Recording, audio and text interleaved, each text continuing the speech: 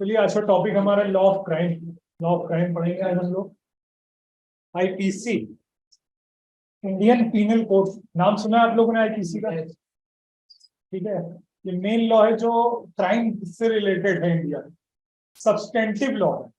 ठीक है, दो टाइप के लॉ होते हैं, सब्सटेंटिव एंड प्रोसीजरल। ठीक है, लिखिए, नोट्स बनाइए। सब्सटेंटिव लॉ को ब्रॉडली दो कैटेगरी में क्लासिफाई किया जाता है, substantive law and procedural law. तो आईपीसी एक सब्सटेंटिव लॉ है। अभी सब्सटेंटिव क्या होता है, प्रोसीजरल क्या होता है, ये जान लेते हैं। सब्सटेंटिव वो लॉ होते हैं जिसमें आपको राइट्स, ड्यूटीज ये सब बताई गई, लाइबिलिटी बताया गया हो। ठीक, जैसे आईपीसी में है, अगर आप ऐसे एक्ट करेंगे तो आपको क्या पनिशमेंट मिलेगी, तो एक टाइप की क्या हुई है, लाइबिलिटी हुई है कि नहीं। अगर आपने मर्डर किया तो आपको ये पनिशमेंट मिलेगी, ये क्या हुई, लाइबिलिटी हुई। ये जिसमें आपके राइट्स लाइबिलिटीज बताएं, ऐसे लॉ को हम क्या कहते हैं, सब्सटेंटिव लॉ। तो आईपीसी क्या है, सब्सटेंटिव लॉ। अगर आप ऐसे एक्ट को कमिट करेंगे तो आप इन चीजों के लिए लाइबल हैं। और प्रोसीजरल लॉ क्या होता है, जिसमें आपको प्रोसीजर बताया जाए कि आप कोर्ट जाएंगे तो एप्लीकेशन कैसे फाइल करेंगे, फिर कैसे डिसीजन आएगा, कोर्ट किस ग्राउंड पे डिसीजन लेगी, ट्रायल कैसे चलेगा, कौन से विटनेस आप प्रेजेंट कर सकते हो, कैसे एविडेंस आप कोर्ट के बिफोर दे सकते हो। ट्रायल देखा है आप लोगों ने, टीवी शोज में तो देखा होगा। तो मेन तौर पे ट्रायल एक ऑफेंस पे चलता है, एक एक्ट जो होगा आईपीसी के अंडर वो एक्ट होगा, फिर कोर्ट में ट्रायल चलेगा। तो कोर्ट में जब ट्रायल चलता है तो वहां प्रोसीजर लगती है ना, कैसे क्या होगा, एक एक स्टेप पे ट्रायल चलता है। तो वो चीज कहाँ मिलती है हमको, प्रोसीजरल लॉ। कभी प्रोसीजरल लॉ क्या है, सीआरपीसी है, क्रिमिनल प्रोसीजर कोड। ठीक, criminal procedure code, Indian evidence act. तो सब्सटेंटिव क्या है, प्रोसीजरल क्या है, आपको क्लियर हो गया। प्रोसीजरल लॉ आपको प्रोसीजर बताएगा कैसे ट्रायल चलता है कोर्ट में। ठीक, और सब्सटेंटिव क्या बताएगा आपको कि क्या लाइबिलिटी, कौन से एक्ट क्रिमिनल है, ये सब आपको बताता है सब्सटेंटिव लॉ। तो आईपीसी एक सब्सटेंटिव लॉ है। ये कहीं आपको प्रोसीजर नहीं बताता है कि कोर्ट में जब क्या एफआईआर फाइल करना है। एफआईआर फाइल करना सुना है, जब क्राइम हो जाता है तो क्या होता है कि एफआईआर फाइल की जाती है, कोर्ट पुलिस स्टेशन जाके। तो वो सब आपको कहाँ बताया गया, ये प्रोसीजर का काम है। तो ये कहाँ पर है, क्रिमिनल प्रोसीजर कोड सीआरपीसी में, ना कि आईपीसी में। आईपीसी इन सब तीनों से मतलब नहीं रखता क्योंकि क्या है, सब्सटेंटिव लॉ। अभी क्लियर है सब्सटेंटिव एंड प्रोसीजर लॉ क्या होता है। किसने ड्राफ्ट किया है, लॉर्ड मैकॉले ने इसको ड्राफ्ट किया है। ठीक, बहुत पहले का ड्राफ्ट लॉ 1860 में बनाया गया, आज से 150 ईयर से ज्यादा हो गए बने हुए। लॉर्ड मैकॉले ने इसको ड्राफ्ट किया था, फर्स्ट लॉ कमीशन उस समय की जो थी। और ये यूनिफॉर्म क्रिमिनल कोड है। यूनिफॉर्म सिविल कोड का इशू चल रहा है ना, यूनिफॉर्म क्रिमिनल कोड इंडिया में कब आ गया था, बहुत पहले, आईपीसी 1860s में। ठीक है, तो आईपीसी सब पे अप्लाई होता है, इररेस्पेक्टिव ऑफ उसकी रिलीजन क्या है, उसकी कास्ट क्या है, सब पे आईपीसी अप्लाई होता है। ठीक, अब क्राइम को प्रूव करना, burden of proving. Burden of proving समझता है, कौन प्रूव करेगा कि ये आदमी क्रिमिनल है कि नहीं, तो इसी को कहते हैं बर्डन ऑफ प्रूविंग। तो सिविल केसेस और क्रिमिनल केसेस में बर्डन ऑफ प्रूविंग अलग अलग। क्रिमिनल केसेस में प्रोसिक्यूशन का काम है, तो दो पार्टीज होती है। ठीक, एक होता है प्रोसिक्यूशन, एक होता है डिफेंस। ठीक है, क्रिमिनल केस में दो पार्टीज होती है, लिखिए, प्रोसिक्यूशन एंड डिफेंस। प्रोसिक्यूशन मतलब जो चाहता है, जो ये बात कोर्ट में बताना चाहता है कि इसने, इस पर्सन ने ये क्राइम किया है, उसको हम कहेंगे प्रोसिक्यूशन। और डिफेंस कौन होगा, मान लीजिए जो एक मर्डर का केस चल रहा है, मर्डर का ट्रायल चल रहा है, तो प्रोसिक्यूशन वो होगा जो ये बात प्रूव करना चाहता है कोर्ट के बिफोर जाके कि इस आदमी ने मर्डर किया, वो हुआ प्रोसिक्यूशन। और जो आदमी है वहां पर ट्रायल में वो हुआ अक्यूज, और अक्यूज की तरफ से जो साइड होगी, लॉयर होगा, वो क्या क्या होगा, डिफेंस। तो बर्डन किसके ऊपर है प्रूव करने की, प्रोसिक्यूशन के ऊपर, कि वो प्रूव करे कि इसी ने मर्डर किया है, ना कि अक्यूज पे। अक्यूज तो चुपचाप बैठेगा, क्योंकि प्रूव किसको करना है बात को, प्रोसिक्यूशन को। ठीक, और कैसा प्रूव करना है, बियॉन्ड रीजनेबल डाउट, ये भी चीज लिखी। बर्डन ऑफ प्रूफ कितना है, बियॉन्ड रीजनेबल डाउट। कोर्ट के माइंड में हल्का सा भी डाउट इस बात का नहीं होना चाहिए कि इसने हो सकता है क्राइम ना किया। बियॉन्ड रीजनेबल डाउट है ये मेजर। ये होता है क्रिमिनल केस में कैसे आपको चीजों को प्रूफ करना है। बर्डन किस पे, प्रोसिक्यूशन पे, समझ गया।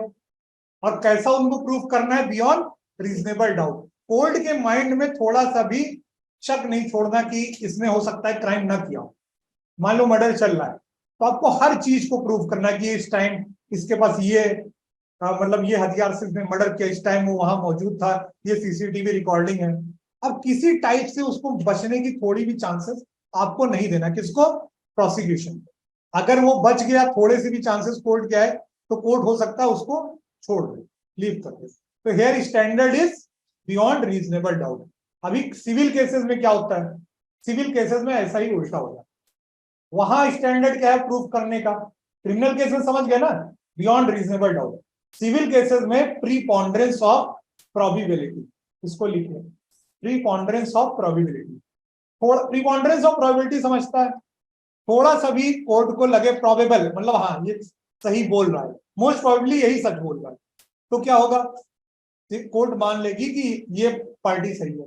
पर क्रिमिनल में ऐसा नहीं है, कोर्ट के माइंड में थोड़ा सा भी डाउट नहीं होना चाहिए कि हो सकता है इसने क्राइम ना कमिट। ठीक, और सिविल केस में बर्डन किसके ऊपर होता है, ऑन पार्टी हिमसेल्फ। यहां प्रोसिक्यूशन पे बर्डन, सिविल केसेस में किस पे होगा, पार्टी पे होगा। अपनी बात को रख रहे हैं, ठीक है। यहां तक क्लियर है अभी आप सबको।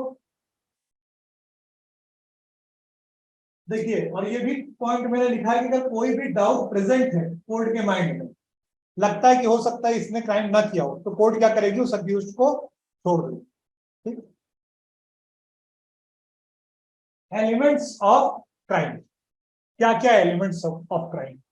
जाहिर सी बात है, क्राइम कौन करता है, एक ह्यूमन बीइंग करता है।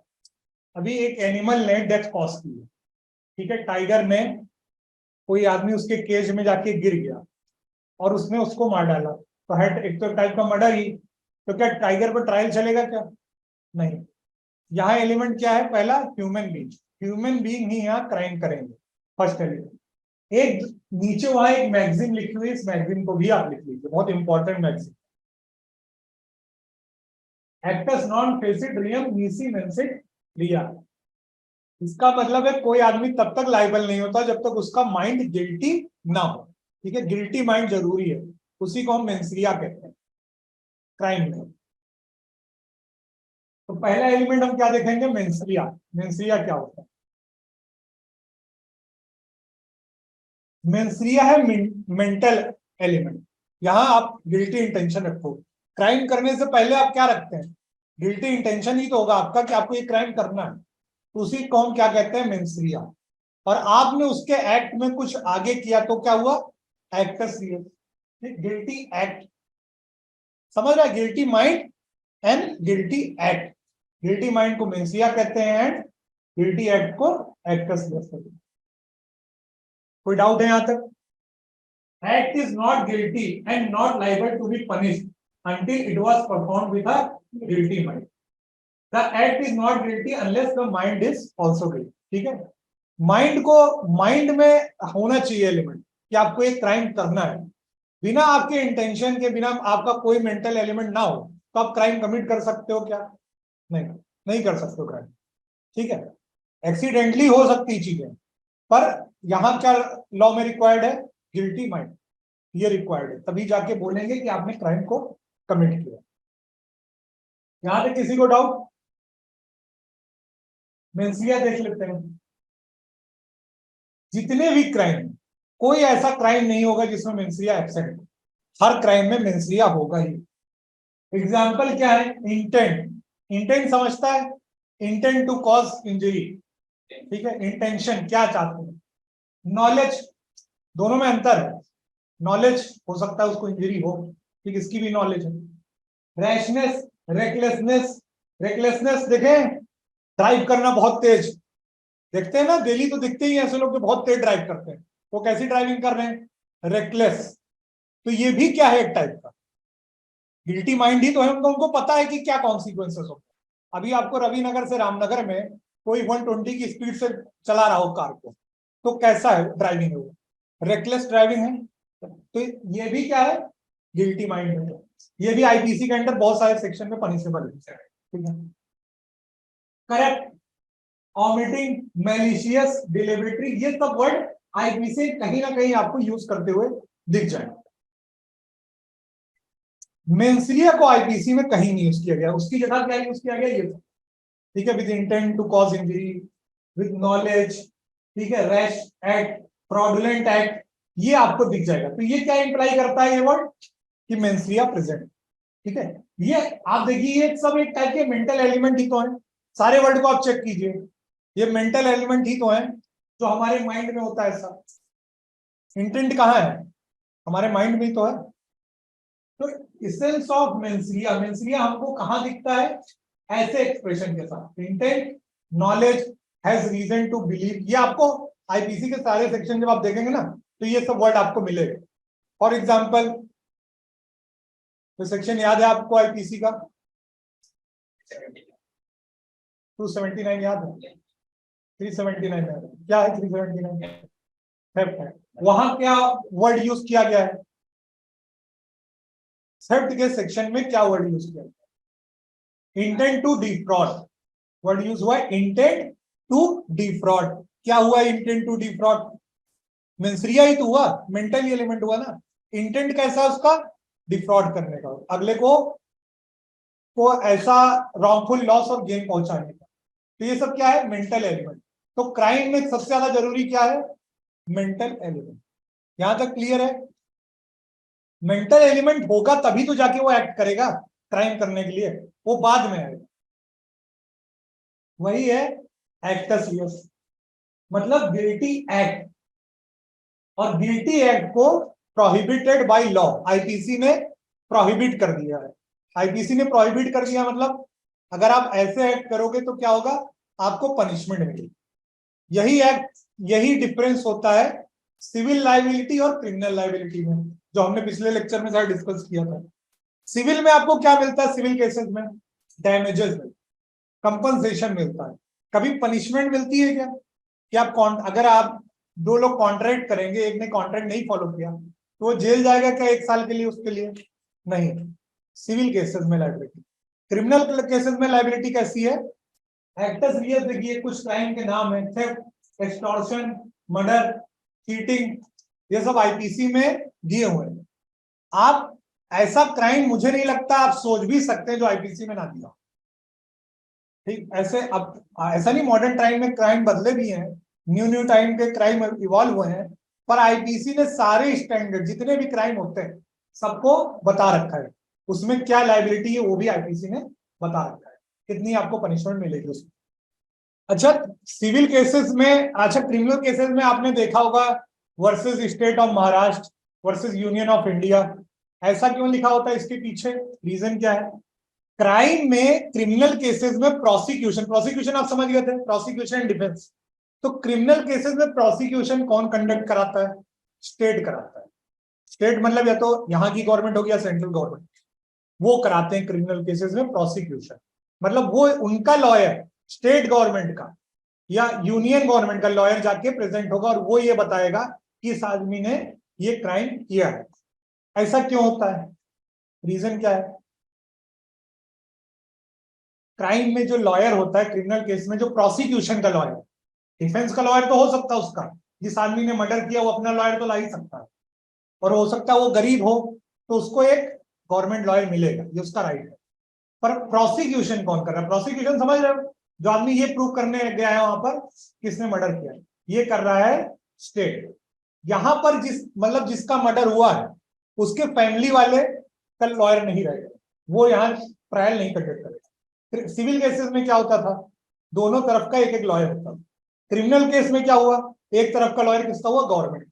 ऐसा क्यों हुआ, स्टेट का लॉयर क्यों है, क्योंकि जो भी क्राइम है सोसाइटी के कॉन्साइंस के अगेंस्ट, सोसाइटी पे इंपैक्ट पड़ता है हार्मफुल क्राइम्स का, है कि नहीं।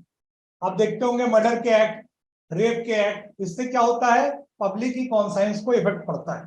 तो क्राइम इज अगेंस्ट सोसाइटी, इसलिए ट्रायल कौन कराता है, स्टेट कराता है। इसीलिए ट्रायल में क्या लिख के आता है, versus state of Maharashtra. Clear है, पढ़ा होगा आप लोगों ने वर्सेस स्टेट ऑफ महाराष्ट्र, ऐसा इसलिए ऐसा होता है। यहां तक क्लियर है। तो अभी स्टेजेस देख लेते हैं, क्राइम की स्टेजेस क्या है।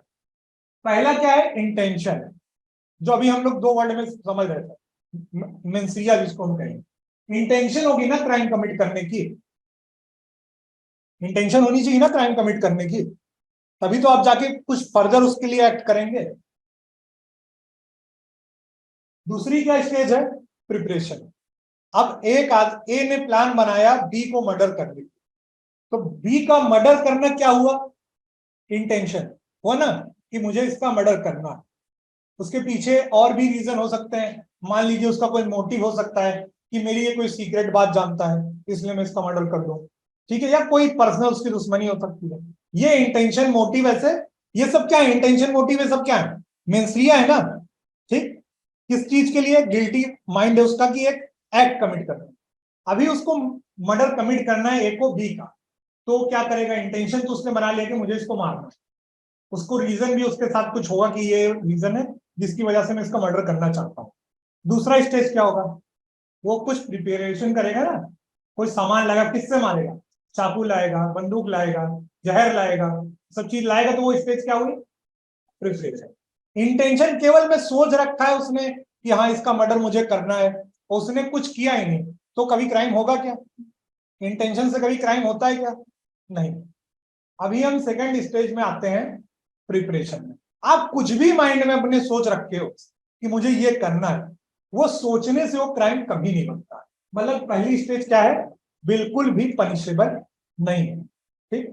माइंड में जो आपके माइंड कौन जानता है किसका, ठीक, माइंड के अंदर तो गवर्नमेंट जा नहीं सकती है, सोसाइटी जा नहीं सकता है। अभी सेकंड स्टेज आएगी प्रिपरेशन। अब क्राइम करने के लिए आपने थोड़ा बहुत मेहनत करना शुरू की, ठीक, उसको हम कहेंगे प्रिपरेशन। तो प्रिपरेशन नाम से ही आपको क्लियर है क्या मतलब हुआ, it is an act that shall be a means to attempt an accomplishment of the crime. आप एक कुछ समान सामग्री लाए कि इस चीज से मुझे अपने क्राइम को अंजाम देना है। क्या प्रिपरेशन पनिशेबल है, चलिए पहले एक एग्जांपल से समझते हैं। ए को मर्डर किसका करना था, बी का, ठीक है। मर्डर के पीछे इंटेंशन आ गई वहां पर, ठीक। मर्डर के पीछे का मोटिव भी मान लीजिए उसका ये है कि उसके पैसे नहीं लौटा रहे, इससे बस उसको मर्डर कर, ठीक। इंटेंशन क्लियर है यहां तक। अभी वो जाके रामपुरी चाकू खरीद के लाए, that stage is called preparation, ठीक है। अब वो रामपुरी चाकू लाके अपने घर में रख दिया है कि जब ये बाहर निकलेगा, ये टाइम ये ऑफिस जाता है, तो मैं इसका मर्डर करूंगा। तो क्या उसका घर पे चाकू लाना इज पनिशेबल, क्या प्रिपरेशन पनिशेबल हो सकती है, कभी भी। कुछ एक्ट में प्रिपरेशन नहीं पनिशेबल, मेजॉरिटी ऑफ एक्ट। अब वो चाकू किसी लिए हो सकता है, रामपुरी चाकू से लौकी काट रहा हो, ये भी तो पॉसिबल है कि उसको अच्छा लगता हो कि भाई मैं इस चाकू से लौकी काटूंगा, पर यहां तक वो पनिशेबल नहीं। उसको अभी क्या करना पड़ेगा, एक अगली स्टेज पे जाना पड़ेगा। पर ऐसा नहीं कि कभी भी प्रिपरेशन की चीज पनिशेबल नहीं। जैसे प्रिपरेशन टू कमिट डकैती, डकैती 5 लोग क्या किस चीज के लिए प्रिपरेशन कर रहे हैं, डकैती में हमेशा 5 लोग रहते हैं, क्राइम है डकैती, सुना आपने, जब बहुत सारे लोग जाते हैं घर में, हाँ ठीक है, 5 लोग मिनिमम चाहिए डकैती। तो डकैती करना भी क्या है, प्रिपरेशन, उसके लिए भी आप पनिशबल हो सकते हैं। एक एग्जांपल ऑफ ये, इससे आपको क्लियर हो जाएगा, काउंटर फिटिंग पॉइंट्स। मतलब आप नकली सिक्के बनाने के लिए, नकली सिक्के बनाने के लिए इंटेंशन तो आपका होगा कि नकली सिक्के से मैं क्या करूंगा, इसको चला के मैं अपने फायदे उठाऊंगा, है कि नहीं।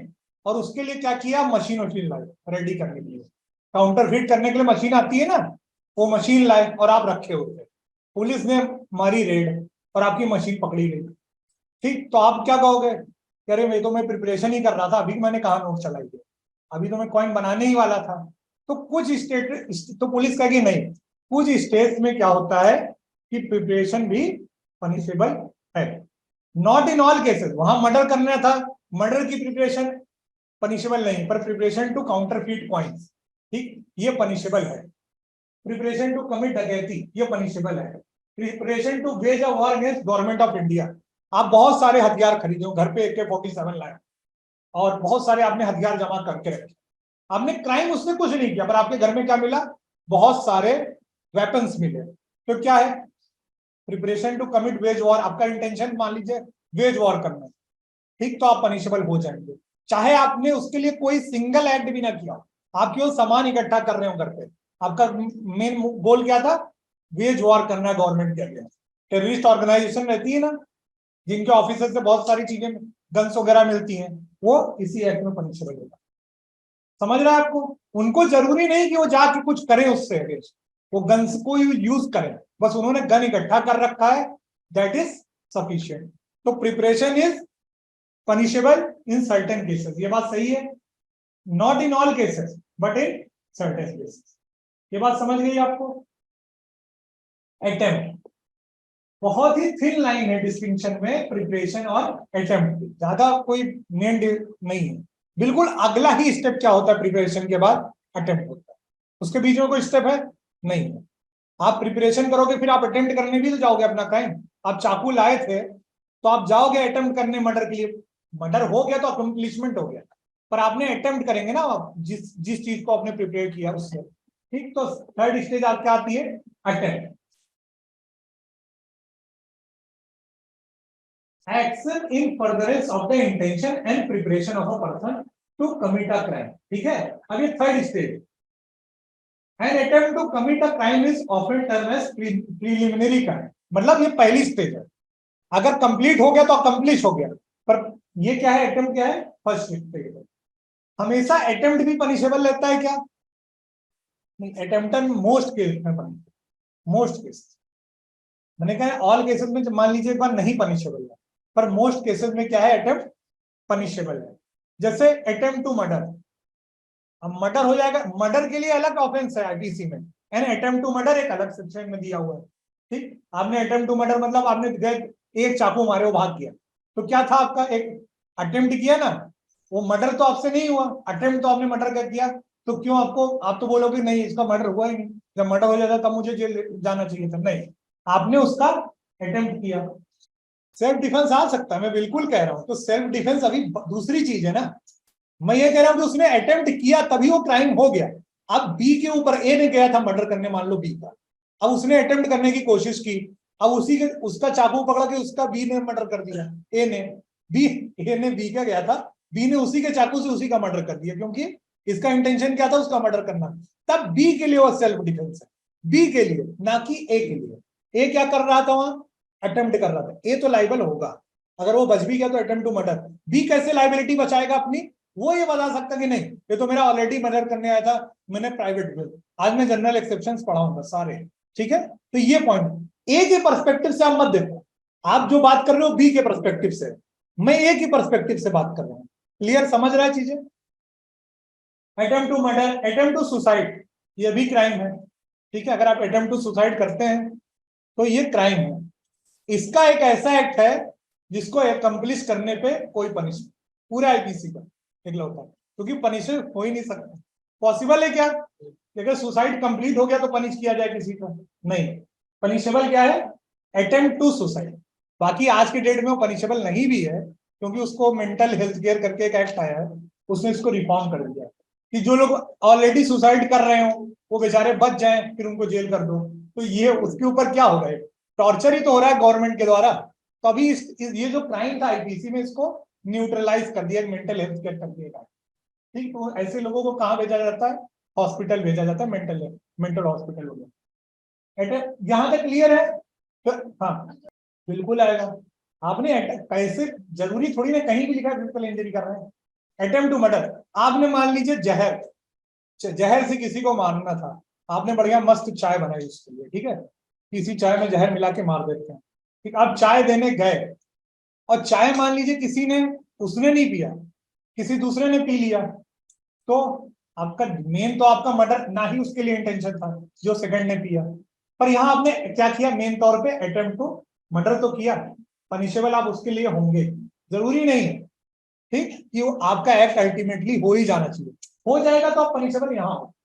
अकम्प्लिशमेंट, ये फोर्थ स्टेज है।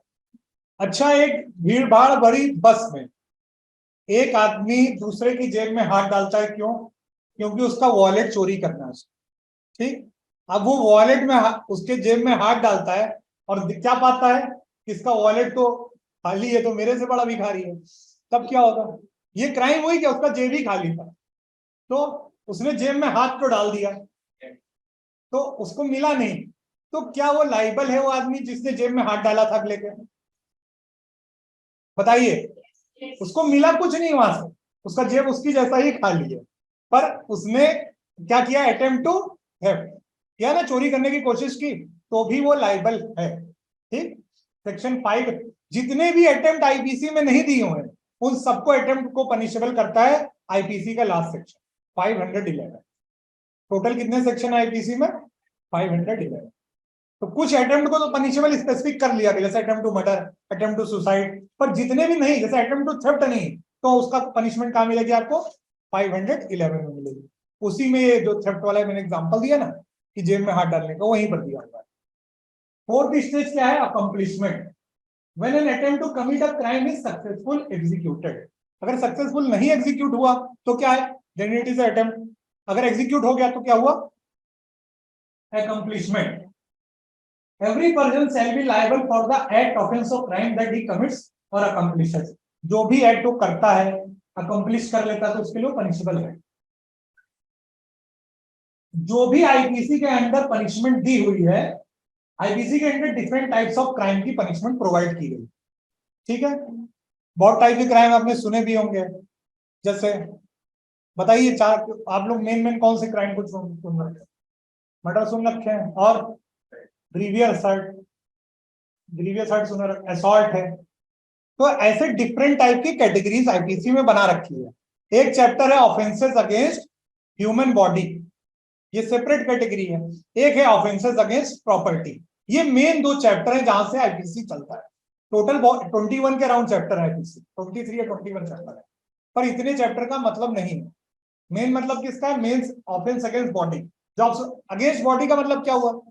कुछ बॉडी के अगेंस्ट किया गया। अब मर्डर क्या है? बॉडी के अगेंस्ट का ही ऑफेंस है ना। असॉल्ट क्या है? हर्ट पहुंचाना क्या है? ये बॉडी के अगेंस्ट। आपकी प्रॉपर्टी के अगेंस्ट भी ऑफेंस हो सकते हैं, जैसे चोरी हो सकती है, ट्रेसपास हो सकता है, डकैती हो सकती है। ठीक, ये सब क्या है? Offence against property. तो ऐसे कैटेगरी आईपीसी ने बना रखी। ठीक, यहां तक क्लियर है? एक चीज बेसिक और हम जान लेते हैं, आईपीसी का एप्लीकेशन। इंडिया के अंदर जो भी क्राइम कोई भी करता है, चाहे वो इंडिया का सिटीजन हो चाहे ना हो, वो किसके अंडर लाइबल है? आईपीसी के अंडर लाइबल है, उसको पनिशमेंट आईपीसी के अंडर मिलेगी। अब यहाँ फॉरेनर आके यहाँ मर्डर करेगा तो क्या उसको आईपीसी के अंदर पनिशमेंट नहीं मिलेगी? मिलेगी बिल्कुल। यहां तक इंडिया तो छोड़ दीजिए, इंडिया के बाहर अगर इंडिया का सिटीजन जाके कोई क्राइम करता है तो क्या उसको पनिशमेंट मिलेगी? आईपीसी। इंडिया का सिटीजन जाता है और दुबई में मर्डर करता है, फिर वो इंडिया भाग के आ जाता है, तो he is liable under IPC और नॉट? He is liable. तो आईपीसी का एप्लीकेशन कैसा है? इंटर टेरिटोरियल और एक्स्ट्रा टेरिटोरियल। अगर इंडियन सिटीजन ने इंडिया के बाहर भी क्राइम कोई जाके किया तो किसके अंडर लाइबल है? आईपीसी का। ये बात क्लियर है? 4 स्टेजेस ऑफ क्राइम समझ गए मैक्सिमम? आपको क्लियर है? सिविल और क्रिमिनल केस में लाइबिलिटी कैसे होती है, ये भी क्लियर हो गया। चलिए, फिर जनरल एक्सप्लेनेशन, ये चैप्टर 2 होगा आईपीसी का, चैप्टर 2। ये जनरल एक्सप्लेनेशन मतलब क्या है? कुछ मीनिंग्स को डिफाइन कर देता है कि जेंडर की मीनिंग क्या होगी, मैन की मीनिंग क्या होगी, बहुत सारे टर्म को डिफाइन कर देता है। इसमें इंपॉर्टेंट है हमारा सेक्शन 6। कोई कुछ बोल रहा है क्या? सेक्शन 6 इसका बहुत ज्यादा इंपॉर्टेंट है। वो क्या कहता है कि जितने भी आईपीसी में ऑफेंसेस को डिफाइन किया उसको आप किसके सब्जेक्ट रखेंगे? General exceptions. जनरल एक्सेप्शंस क्या है? जनरल एक्सेप्शंस का मतलब है कि आपने क्राइम कमिट किया तो आप अपनी लाइबिलिटी को कैसे बता सकते हैं? हाँ, मैंने मर्डर किया, मैंने मर्डर किया, क्यों किया? कि ये आदमी मेरा खुद का मर्डर करने आ रहा, तो क्या हुआ? प्राइवेट डिफेंस में मैंने अपने आप को बचाने के लिए अगले का मर्डर कर दिया।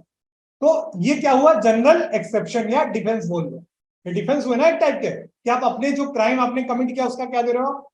रीजन दे रहे हो कि ये रीजन की वजह से, ठीक है, मेरे से मर्डर हुआ पर ये एक्सीडेंट था, मैंने जानबूझ के उसका मर्डर नहीं किया, एक्सीडेंट हो गया। ये सब क्या है? General exception. तो सेक्शन 6 क्या करता है कि जितने भी ऑफेंसेस को आप रीड करें, they are subject to general exception. Murder भी होगा पर उसको आप किसके बेसिस पे रीड करोगे? General exception. मतलब कोई आदमी ये भी बता सकता है कि मैंने मर्डर क्यों किया, उसको भी वो जस्टिफाई कर सकता है रीजन देके। यही चीज सेक्शन 6 बोलती है। समझ रहा है? अभी हम जनरल एक्सेप्शन तो आज सारे पढ़ेंगे। ये देखिए कुछ एग्जांपल हैं। जेंडर को डिफाइन किया है, नंबर को डिफाइन किया है, पर्सन को डिफाइन किया, person includes company, association, whether incorporated, public को डिफाइन कर रखा है। कुछ ज्यादा आपके लिए इंपॉर्टेंट नहीं, पर मेन तौर पे आपके लिए क्या इंपॉर्टेंट हो जाता है, एक बहुत इंपॉर्टेंट डेफिनेशन, ये सेक्शन 30, ठीक है। सेक्शन 34 को हम पढ़ेंगे अभी। इसको हम क्या कहते हैं, common intention, not common object, ठीक है। सेक्शन 34 है कॉमन इंटेंशन। आईपीसी के जो इनिशियल कॉन्सेप्ट स्टार्ट होते हैं तो होता है common intention and common object. ये लिखिए, हेडिंग डालिए, common intention and common object. Common intention और कॉमन ऑब्जेक्ट में अंतर क्या है, ये अभी हम समझेंगे। आपको ध्यान से दीजिए क्योंकि कॉन्सेप्ट थोड़ा कठिन हो जाता है। कॉमन इंटेंशन बोलता है कि where an offense is done with a particular criminal intention or knowledge and is committed by several person। एक ऑफेंस हुआ है एक पर्टिकुलर इंटेंशन के साथ, पर किया कितने लोगों ने, मिल के किया, ग्रुप ने किया, several person involved in offence. Each of them who join the act with such knowledge or intention is liable in same way as if it were done by a single person alone with that intention or knowledge। उस group में बहुत सारे person है, एक बड़ा crime commit कर, मान लो डकैती का क्राइम है, तो बहुत सारे पर्सन इन्वॉल्व होंगे ना। जरूरत तो है नहीं कि हर कोई एक ही काम कर रहा हो, क्योंकि इतने बड़े एक्ट, बैंक रॉबरी है तो क्या लगता है हर कोई एक ही काम करता, बैंक रॉबरी नहीं, कोई आदमी गार्ड के लिए भी खड़ा है, कोई आदमी वॉच टावर पे खड़ा है, देख रहा है कि पुलिस कहीं से आ रही नहीं। मेन तौर पे बैंक में जाके दो ही लोग तो गन दिखा के बोलेंगे कि मुझे सारे पैसे दे दो, दिखता नहीं है एडवर्ट में, ठीक। तो इसमें मेन काम कौन कर रहा है, दो लोग।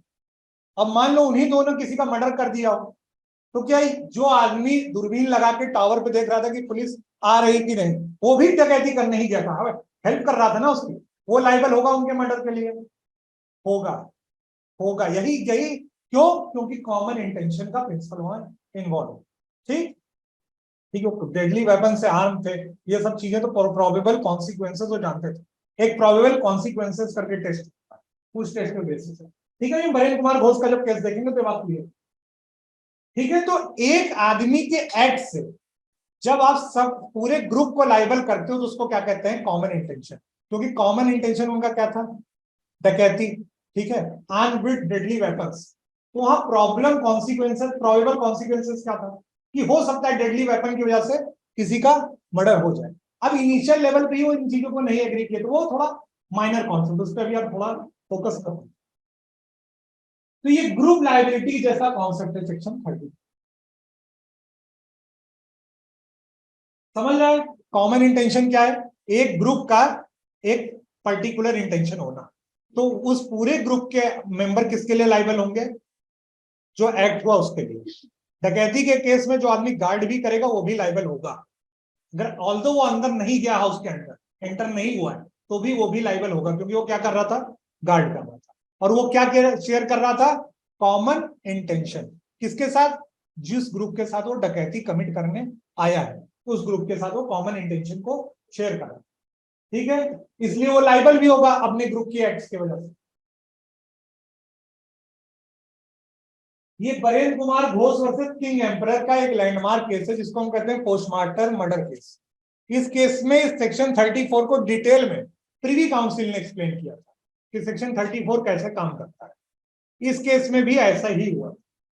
इनका मेन इंटेंशन क्या था कि एक ग्रुप था जिसका मेन इंटेंशन था रॉबरी करना, ठीक है। पहले पोस्ट ऑफिस जो होती थी वहां पर अभी भी डिपॉजिट होते हैं, सुना होगा, पैसे डिपॉजिट होते हैं वहां। तो वहां पर ये लोग गए थे ग्रुप बना के, क्या, क्यों, क्योंकि उनको पैसे लूटने, पैसे लूटने के उसमें एक बंदा क्या कर रहा था, गार्ड कर रहा बाहर से, कि जैसे ही पुलिस आएगी मैं तुमको किसी तरीके से बता दूंगा कि पुलिस आ गई है, अभी हम भाग लेते हैं। वो का उसको ये वो क्या था, गार्ड। अंदर तो कुछ ही लोग काम करने गए थे, मेन तौर पे रॉबरी। और उसी बीच क्या होता है, एक का मर्डर हो जाता, पोस्ट मास्टर का, ठीक। फिर जब ये केस चला, सब पकड़े गए, तो ये आर्गुमेंट आई कि कौन लाइबल होगा इस एक्ट के लिए। तो क्या आप बताइए क्या हुआ था उस केस में, क्या हो सकता, प्रोबेबल कॉन्सिक्वेंसेस क्या होंगे इसमें। जो जज ने जजमेंट दी, उन्होंने कहा कि लॉ उनको भी पनिश करता है जो स्टैंड एंड वेट करता है। ठीक है, जो गार्ड कर रहे हैं, ये सब क्या शेयर कर रहे थे, कॉमन इंटेंशन। और ये प्रोबेबल कॉन्सिक्वेंसेस थे कि वो जो वेपन लेके गए हैं तो ऐसा हो सकता है कि वो किसी की मर्डर कॉज करते हैं, तो ये भी आदमी लाइबल कैसे होगा, क्यों, क्योंकि ये कॉमन इंटेंशन अब एक ग्रुप के साथ शेयर कर रहा है। ये केस सेक्शन 34 से। एक और वर्ड होता है कॉमन इंटेंशन, समझ गया, एक ग्रुप का कॉमन इंटेंशन होगा सब, ठीक। एक वर्ड और होता है जो है सिमिलर इंटेंशन, ठीक। कॉमन ऑब्जेक्ट तो अलग चीज है, कॉमन इंटेंशन से मिलता जुलता एक वर्ड है सिमिलर इंटेंशन। तो कॉमन इंटेंशन और सिमिलर इंटेंशन के बीच मेन डिफरेंस कहां जाता है, तो बताना चाहेगा। हाँ, सब एकजुट होकर। सिमिलर इंटेंशन में यह है कि इंटेंशन तो सबका यह है कि मर्डर होना चाहिए, कोई पॉलिटिकल लीडर है, उसके मर्डर करने के लिए इंडिया में 50 लोग रेडी हैं, पर वो एक दूसरे को जानते नहीं। कोई मान लीजिए महाराष्ट्र में है, कोई दिल्ली में है, तो वो लोग क्या शेयर कर रहे हैं, सिमिलर इंटेंशन, ना कि कॉमन इंटेंशन। कॉमन इंटेंशन एक ग्रुप के अंदर होगा और जो उस ग्रुप में सारे लोग क्या करेंगे, सेम चीज को शेयर कर रहे होंगे, उनका सेम इंटेंशन होगा। पर सिमिलर इंटेंशन क्या होगा, जो एक दूसरे को जानते भी नहीं है पर उनका इंटेंशन क्या है, सेम है। डिफरेंस समझ गया कॉमन इंटेंशन और सिमिलर इंटेंशन में, यही है।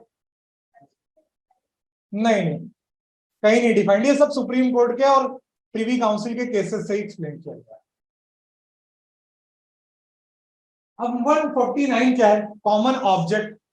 Every member of an unlawful assembly held liable for any criminal act done in furtherance of common object, ठीक।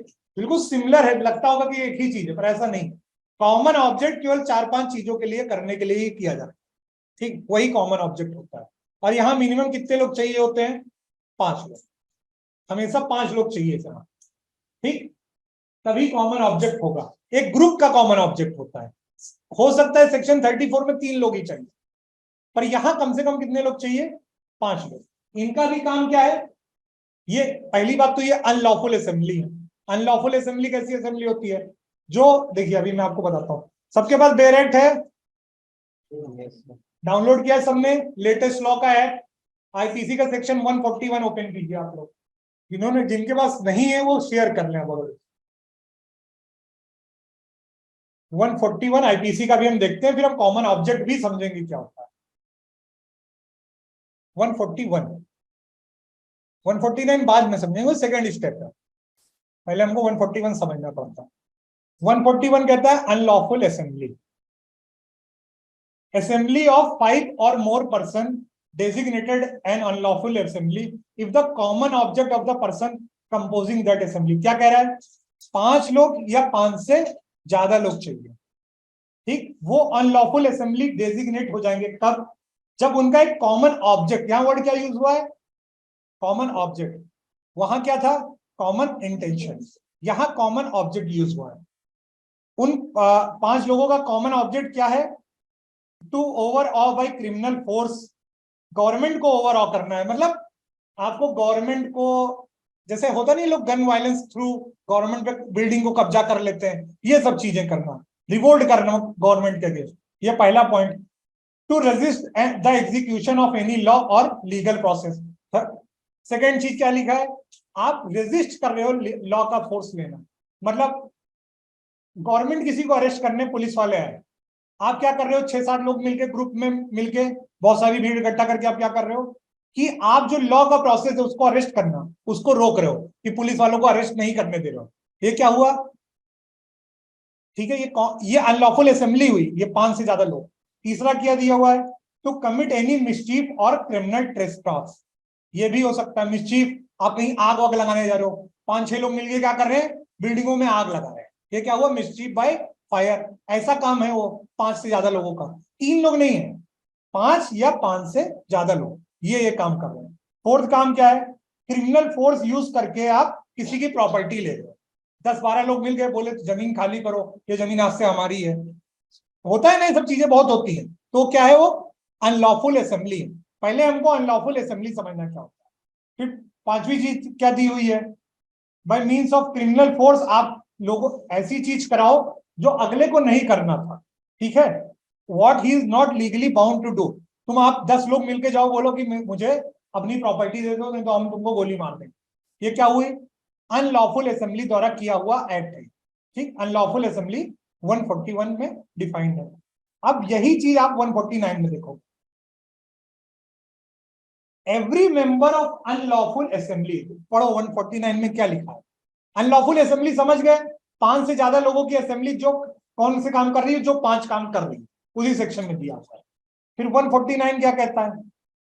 149 कहता है every member of unlawful assembly guilty of offences committed in prosecution of common object. यहां लिखा गया common object उन 5 लोगों का क्या था? वो 5 एक्ट को करने का। तो यहां कौन लाइबल हो जाएंगे? वही सारे लोग लाइबल हो जाएंगे। क्यों? यहां उनका कॉमन ऑब्जेक्ट था। पर बात यह है कि आप कॉमन इंटेंशन को हर जगह यूज कर सकते हो। अब कॉमन ऑब्जेक्ट को आप हर जगह यूज कर सकते हो? नहीं कर सकते, क्योंकि यहाँ मिनिमम आपको 5 लोग या उससे ज्यादा लोग चाहिए। आप वही 5 काम कर रहे हो तभी। यहाँ कहीं मर्डर लिखा हुआ है क्या? मर्डर नहीं लिखा हुआ है ना। तो जाहिर सी बात है कुछ ही ऑफेंसेस में 149 लगता है। जितनी भी पनिशमेंट एक को मिलेगी, अब मिसचीफ कॉज कर रहे थे 5 से ज्यादा लोग मिलके, वो क्या थे?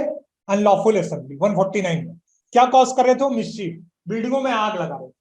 तो हर कोई किसके लिए लाइबल होगा? एक सेम पनिशमेंट के लिए लाइबल। बिल्कुल सेम टू सेम इनको पनिशमेंट मिलेगी। थोड़ा मिलता जुलता कॉन्सेप्ट है पर डिफरेंस है थोड़ा। ये रिस्ट्रिक्टेड है। 34 क्या है? बहुत वाइड है। ये थोड़ा रिस्ट्रिक्टेड है। समझ रहा है क्यों?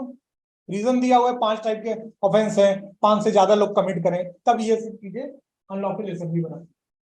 Punishment provided will be same as for a single member of such assembly and for any offenses committed by any member of such assembly. Same punishment मिलेगी, ऐसा दिया हुआ। यहां तक किसी को डाउट है? हमने क्या क्या बात कर ली अभी तक? कॉमन इंटेंशन, सिमिलर इंटेंशन और कॉमन ऑब्जेक्ट, 3 चीजें हमने समझ लिया। कॉमन ऑब्जेक्ट आपको समझना होगा तो आप 149, 141 प्लस 149 को आप साथ में रीड करिए, तब आपको कॉमन ऑब्जेक्ट समझ पाएंगे। अभी पनिशमेंट, क्राइम तो कर लिया, अभी तो हम लोग पनिशमेंट देखे ही नहीं। क्राइम करोगे तो उसकी पनिशमेंट मिलेगी ना।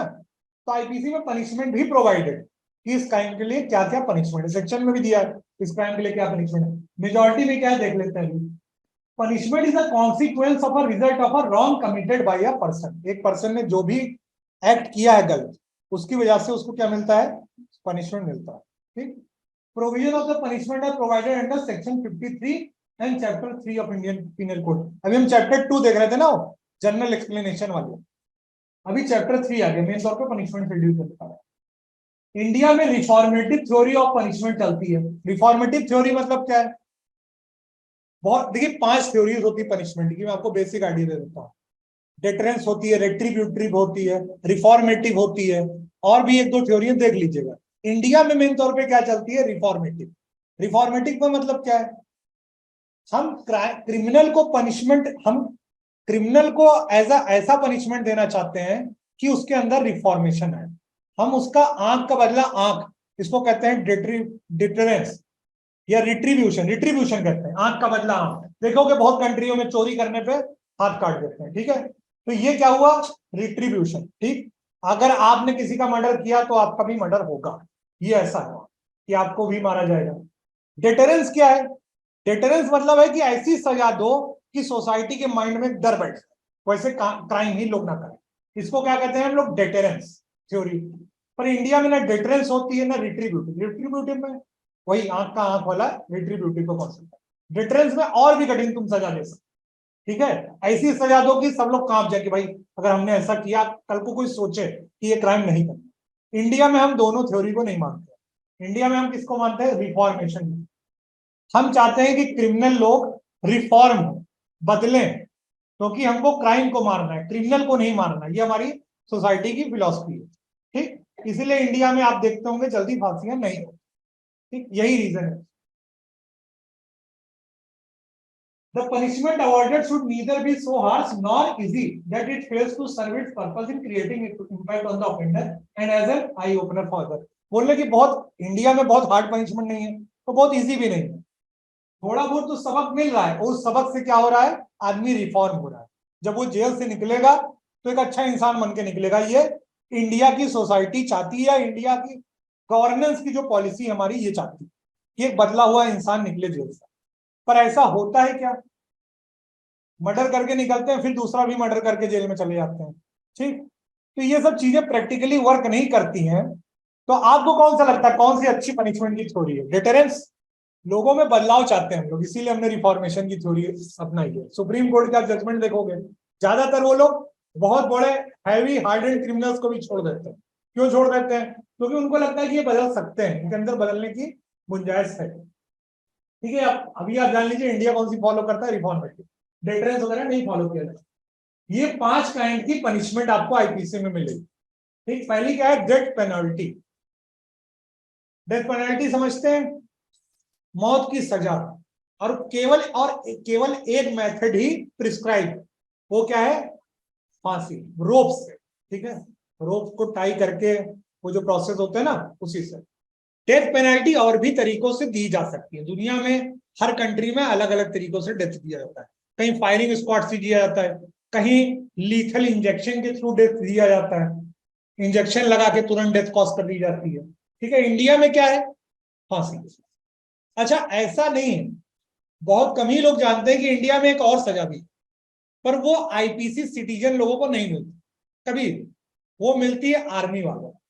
ठीक है, वो सजा है डेथ बाय फायरिंग स्क्वाड। एक ग्रुप फायरिंग स्क्वाड के साथ डेथ देखा आपने कभी? बहुत सारे लोग ग्रुप में खड़े हो जाते हैं सोल्जर्स, और एक को मारते हैं गोली। डेथ बाय फायरिंग स्क्वाड करके भी सजा है, पर वो सिविलियंस मतलब आम जनता को नहीं मिलती। आर्मी वालों को अगर वो गद्दारी किए, म्यूटिनी किए, तो उनको मिलता है। तो आप यही जानिए कि एक ही प्रैक्टिस है death penalty bye hanging, hang करके। क्या आपको लगता है कोई बेटर पनिशमेंट भी है डेथ की? उससे बेटर दिया जा सकता है? तो आर्टिकल 21 का उसका राइट वायलेट होगा। ठीक है, खाने ऐसे नहीं मार सकते हैं, वो तो नहीं होगा, वो सब अनकॉन्स्टिट्यूशनल होगा। गला काटने वाला बता रहे हो ना, बीच में लाके, वो सब नहीं है।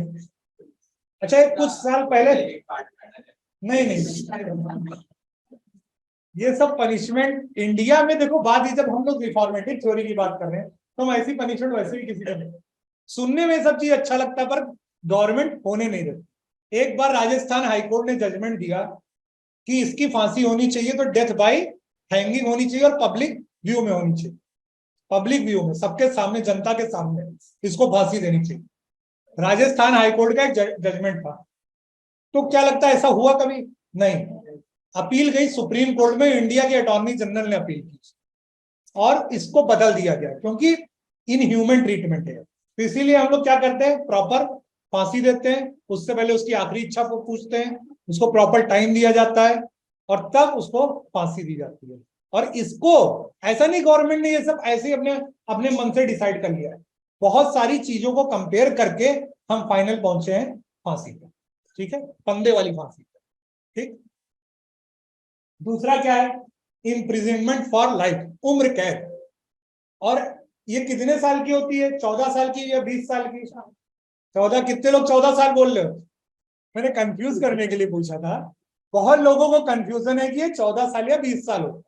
ठीक है, ये सीआरपीसी ने ही कंफ्यूजन क्रिएट कर रखी है।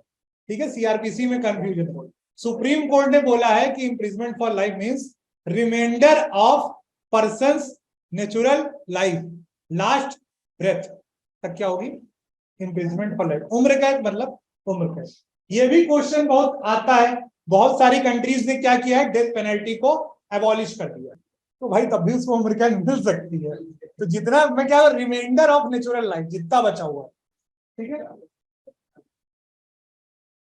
तो तीसरा है इम्प्रिजनमेंट, इसमें सजा मिलती है, उसमें 2 टाइप की। रिग्रेस मतलब वो चक्की में आटा पीसना वाला, दैट सजा, कोलू का बैल बनाते हैं जेल के अंदर। ठीक है, हार्ड लेबर आपको करना पड़ेगा, पत्थर तोड़ने पड़ेंगे जेल के अंदर।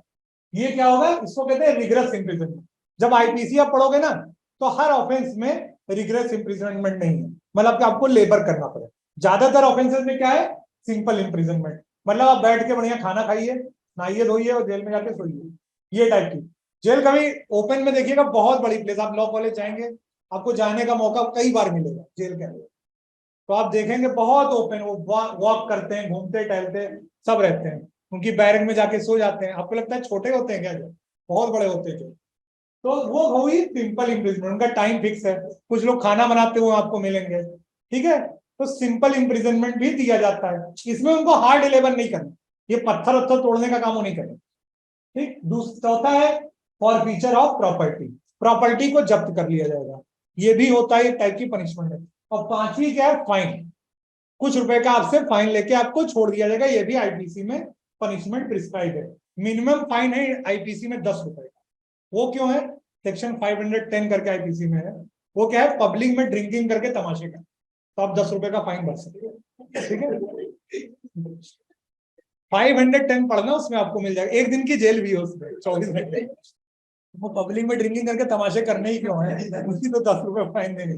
ठीक है, क्लियर है। 5 टाइप की पनिशमेंट जो आईपीसी में, ये बहुत इंपॉर्टेंट टॉपिक है, ध्यान से पढ़िएगा, आईपीसी का सबसे इंपॉर्टेंट टॉपिक में से। जनरल एक्सेप्शन, क्यों जनरल एक्सेप्शन आईपीसी ने प्रोवाइड कर रखा है कि जो भी, तो देखो पहले हमने सेक्शन 6 में क्या पढ़ा कि जो भी आईपीसी में क्राइम है they are subject to general exceptions, मतलब कोई भी आदमी क्राइम कमिट करता है तो किसका सहायता ले सकता है वो बचने के लिए, जनरल एक्सेप्शन, ये सबको अवेलेबल करवाएंगे। देखिए बेसिक एक आईपीसी का ओवरव्यू आप लोग ले लेते हैं। इंट्रा टेरिटोरियल एक्स्ट्रा टेरिटोरियल आपको समझ गया था कि हम जैसे कोई हाई सीज पे क्राइम हुआ हो, इंडिया की कोई शिप है उस पर कोई क्राइम कमिट किया गया है जो इंडिया के वाटर बॉडीज में भी नहीं, पर शिप है इंडिया की, तो वो भी लाइबल आप किसके लिए हो गए, एक्ट। एयरवेज में किया गया, इंडिया की रजिस्टर्ड एयरवेज में, तो किसके लिए आप लाइबल हो गए, तब भी आप आईपीसी के अंडर लाइबल हो गए, मतलब आप क्राइम कमिट करके बच नहीं सकते हो। आईपीसी ने बात क्लियर कर दी है, इंट्रा टेरिटोरियल और एक्स्ट्रा टेरिटोरियल एप्लीकेशन लगा। फिर जनरल एक्सेप्शन हमने देख लिया, ज्वाइंट और कंस्ट्रक्टिव लायबिलिटी आपको समझ गया, ज्वाइंट लायबिलिटी जो हमने सेक्शन 34 में लिखा था। पनिशमेंट 5 टाइप की होती है, ये आपको क्लियर है। अभी हम जनरल एक्सेप्शन में डिटेल में पढ़ने वाले, फिर हम कैटेगरीज देख लेते हैं कि आईपीसी में कैटेगरीज क्या बनाए रखी है, ऑफेंसेस डिफरेंट कैटेगरीज। अब जरूरी थोड़ी ना थेफ्ट को मर्डर को बगल बगल कर देंगे, तो लोगों को पढ़ने में इजी नहीं रहेगा, तो आईपीसी ने क्या किया कि कैटेगराइज कर दिया कि ये इसके अगेंस्ट ऑफेंस है, तो उसको डिफरेंट कैटेगरी में डाल दिया। जैसे ऑफेंस अफेक्टिंग स्टेट, आप स्टेट के अगेंस्ट, स्टेट मतलब गवर्नमेंट के अगेंस्ट, भारत की सरकार के लिए अगेंस्ट आप ऑफेंस करोगे, जैसे देशद्रोह सिडिशन एक टाइप का ऑफेंस है। आप वॉर कमिट करने की कोशिश कर रहे हो, पढ़ा था ना, आप गवर्नमेंट के अगेंस्ट वॉर ला रहे हो, उसके लिए आप क्या कर रहे हो, प्रिपरेशन कर रहे हो, तो भी किसके लिए पनिशेबल है, affecting the state. Affecting public health करके है, वो गलत लिखा है, अफेक्टिंग द पब्लिक हेल्थ। ठीक है, कोरोना के टाइम याद थे ना, क्वारंटाइन के नियम लोग तोड़ तोड़ के भाग रहे थे, वो भी आईपीसी में पनिशेबल है, और उसको बाद में नहीं, उसको आज से 100 साल पहले ही बना दिया गया था, ब्रेकिंग द क्वारंटाइन रूल्स। तो ये है पब्लिक हेल्थ को जो आप इफेक्ट करते हो ना, आपको पब्लिक हेल्थ के नियम को छोड़ते हैं, तो उसके लिए आप affecting the human body, hurt, grievous hurt, murder, suicide, ये सब क्या है, असॉल्ट, ये सब है अफेक्टिंग द ह्यूमन बॉडी, क्योंकि इसमें चोट किसको पहुंचती है, ह्यूमन बॉडी को तो पहुंचती है। फिर अफेक्टिंग प्रॉपर्टी, थेफ्ट और ट्रेसपास, डकैती, ये क्या है, अफेक्टिंग प्रॉपर्टी। फिर अफेक्टिंग रेप्यूटेशन, इसमें केवल क्या है, डिफेमेशन, केवल एक offence defamation. Affecting reputation, defamation से अगले की क्या इफेक्ट होती है, क्या उसकी बॉडी को चोट पहुंचती है क्या, नहीं, क्या उसकी कोई प्रॉपर्टी की चोट पहुंची, नहीं, उसका इफेक्ट क्या हुआ, रेप्यूटेशन इफेक्ट हुआ, इसलिए उसके लिए अलग चैप्टर है। इनको एड ऑफेंस होते हैं, इनको एड मतलब मिलते जुलते, मतलब सीरियस स्ट्रिक्ट सेंस में ऑफेंस नहीं। अबेटमेंट, अबेटमेंट सुना है कभी वर्ड, बेसिक में बता देता हूँ, किसी को उकसाना, 3 तरीके से अबेटमेंट होता है, बाय इंस्टिगेटिंग, बाय एंगेजिंग और बाय एडिंग। आप लिख लो, अबेटमेंट भी थोड़ा पढ़ ही लेता है। 107 में डिफाइन है अबेटमेंट आईपीसी के।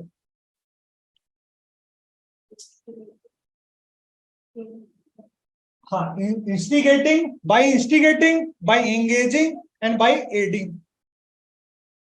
आप किसी को क्राइम कमिट करवा रहे हो, डायरेक्ट नहीं इन्वॉल्व उस क्राइम में, पर आप 3 तरीके से उसको क्या कर रहे हो, क्राइम करने में मदद कर रहे हो। इंस्टिगेट कर रहे हो मतलब भड़का रहे हो, कह रहे हो उसका मर्डर कर दो, ठीक है, वो तुम्हारा दुश्मन, अभी तक तुमने उसका मर्डर, उसको जिंदा क्यों अब तक, उसका मर्डर कर दो, ये क्या हुआ, इंस्टिगेट करना। इंस्टिगेट को हिंदी में क्या बोलते हैं, भड़काना, इसे क्राइम करने के लिए भड़काना या उकसाना। ठीक है, उकसाना इज बेटर वर्ड।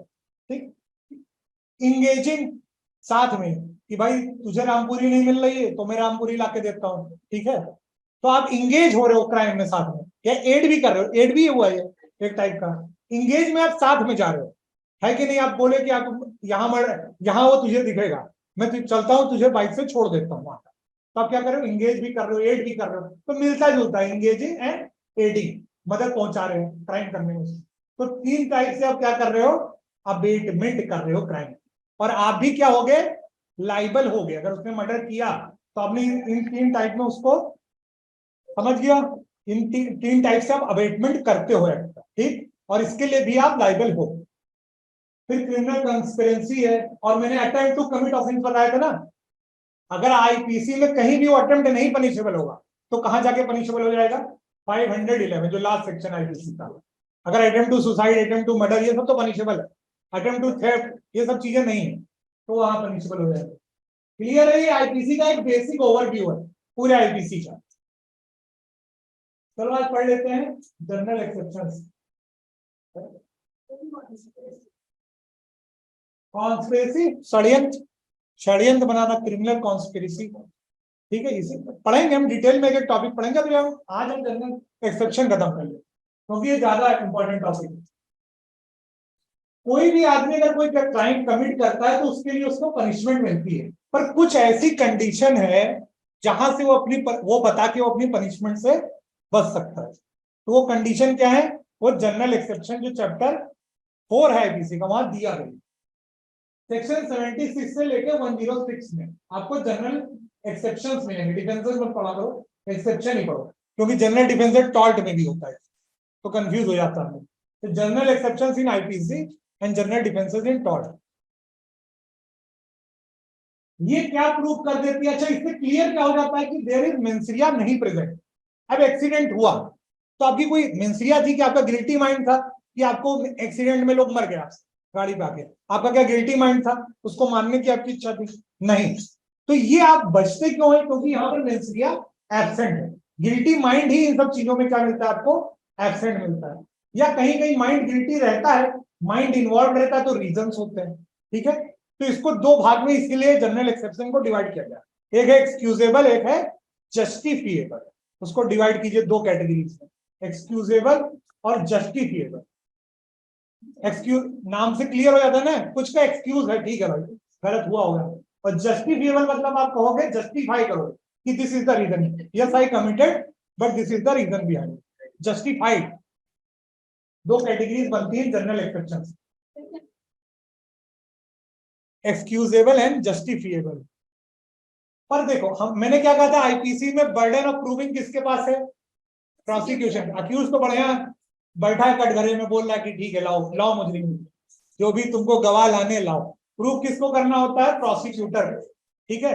पर जनरल एक्सेप्शन में इसके उल्टा होता है, यहाँ जिस आदमी ने वो क्राइम किया है, जो एक्ट कमिट किया है, वो प्रूव करेगा कि हाँ हाँ मैंने एक्ट ये किया है, मर्डर मेरे से हुआ है, तो उसके पीछे का रीजन क्या है, ये रीजन है, अगर उसको हेल्प चाहिए जनरल एक्सेप्शन की, तो बर्डन ऑफ प्रूफ क्या हुआ, रिवर्स हो गया। देखिए आप क्यों, क्योंकि उसको जनरल एक्सेप्शन का रीजन बताएगा। अगर वो बताएगा कि भाई मैंने मर्डर किया, और मर्डर के पीछे रीजन क्या था, प्राइवेट डिफेंस था, मैं खुद को बचाने के चक्कर में था, ये बंदा ऑलरेडी मेरा मर्डर करने आया था, तो वही बात को ये प्रूव करेगा कि क्यों ये मेरा मर्डर करने आया था, मैंने अपने आप को कैसे बचाया, तो बर्डन ऑफ प्रूफ यहाँ पर रिवर्स हो जाता है। यहाँ तक क्लियर है। कैटेगरीज ऑफ एक्सेप्शन, 7 कैटेगरीज में एक्सेप्शन को डिवाइड किया जाएगा, mistake of fact, judicial act, accident, फिर कुछ एब्सेंस ऑफ क्रिमिनल इंटेंट है, इसमें इन्फेंसी आएगी, इंटॉक्सिकेशन आएगा, और भी एक कैटेगरी है सर, इंसैनिटी आएगी, ये कैटेगरी है, फिर कंसेंट आएगा, ट्रिपलिंग एक्ट है, और प्राइवेट, ये मेन तौर पे 7 कैटेगरीज जनरल एक्सेप्शंस। एक एक करके फिर पढ़ लेंगे हम लोग, इतना लिखने में टाइम मत बर्बाद कीजिए। हाँ सेक्शन ही है वो, सब सेक्शन ही, सेक्शन ही, ठीक है, गलत ही लिख दिया ऐसे, सेक्शन ही है 96 से 106 प्राइवेट डिफेंस।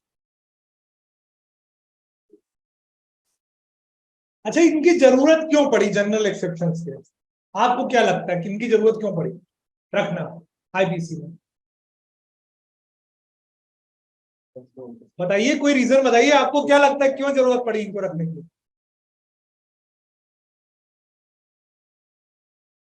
बताओ।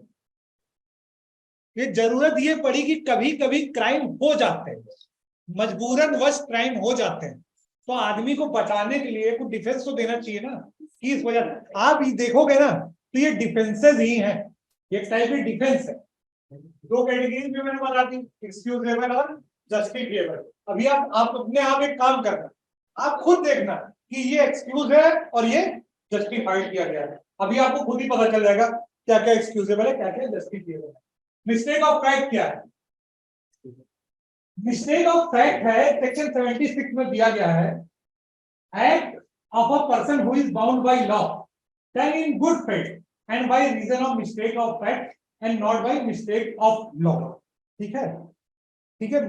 मिस्टेक ऑफ फैक्ट के थ्रू किसी ने कोई क्राइम कमिट किया, ठीक है, जिसमें एग्जांपल क्या लिखा है, police firing at rioting mob under order.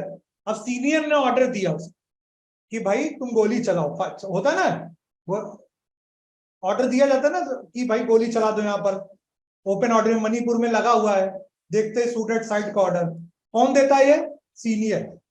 अभी उसका जो, अब डायरेक्ट सीनियर तो गोली चलाने आएगा नहीं, वहां चलाएगा कौन? चलाएगा तो जो सबऑर्डिनेट पुलिस ऑफिसर है वही लोग तो गोली चलाएंगे। और उन्होंने एक्ट कमिट कर दिया और किसी की डेथ कॉज हो गई, तो कैसा है?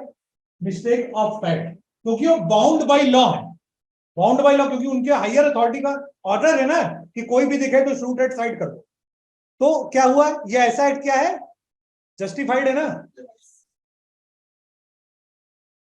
अरेस्ट भाई, पुलिस पुलिस गई अरेस्ट करने के लिए, वारंट निकला, अरेस्ट करने आए इसको, अब गलती से दूसरे आदमी को अरेस्ट करके चली गई, ठीक है, कर कैसे रहे थे? वो लॉफुल अथॉरिटी के अंदर ही तो एक्ट कर रहे थे, गलत आदमी को अरेस्ट करके आ गए, तो क्या होगा?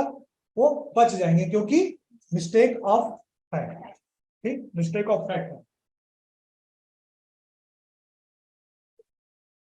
ये केस का नाम भी मैंने लिखा है श्री मंदिर केस का। इसमें कहा गया था कि पुलिस ऑफिसर जो अपने हायर ऑफिसर का ऑर्डर मानता है और उसकी वजह से वो कोई एक्ट करता है तो लाइबल नहीं, क्योंकि वो अपने आप को बाउंड बाय लॉ मानता है। ठीक है, क्लियर है ये चीजें? फांसी के फंदे पे लगाने वाला जो आदमी, उसको क्या कहते हैं हिंदी में? जल्लाद। सुना है वर्ड? जो मेन तौर पे किसी को फांसी में लगाता है, ठीक है। अभी इंडिया में पिछली की ओर पवन करके एक है, पवन जल्लाद, उनका नाम ही है। वो फांसी आजकल पिछली सारी फांसियां वही लगाया, ठीक। वो अपने आप प्रोफेशन से अपने आप को बहुत खुश मानते हैं, कहते हैं कि मुझे क्रिमिनल, अच्छा प्रोफेशन है क्रिमिनल, इतने खराब क्रिमिनल को दिखाते हैं ना, फाइनल रूप तो वही दिखा रहे हैं ना। उनका एक इंटरव्यू भी आप देखिएगा। हाँ, तो वो अब उनकी लाइबिलिटी को कैसे बच रहे हैं? ये प्रोविजन का use, justified by law, court के ऑर्डर पे वो काम कर रहे हैं ना, कोर्ट ने ऑर्डर दिया है, वो कर तो किसी का मर्डर ही रहे हैं ना, कोई तो किसी को तो मार ही रहे हैं, पर कैसे है वो? Justified by law. समझ रहा है? ऐसे लोग अपनी लाइबिलिटी को स्केप कर सकते हैं। 79 में ये दिया हुआ है मेन तौर पे जस्टिफाइड बाय लॉ, ठीक है। 76 में बाउंड बाय लॉ और 79 में जस्टिफाइड बाय लॉ, ठीक। यही दोनों चीज बिल्कुल मिलती जुलती है। एक्ट ऑफ जज वगैरह आएगा बीच में, आपको सेक्शन नहीं पढ़ना, सेक्शन क्या है बड़ी हाईयर स्टैंडर्ड में आप पढ़ेंगे, अभी वो चीज को मत पढ़िए। तो समझ गए, एक जगह क्या है जस्टिफाइड बाय लॉ और एक है बाउंड बाय लॉ, ठीक, दो चीजें वहां पर दी गई है। यही सब दिया हुआ है कि कोई हायर अथॉरिटी के ऑर्डर में क्लियर करना।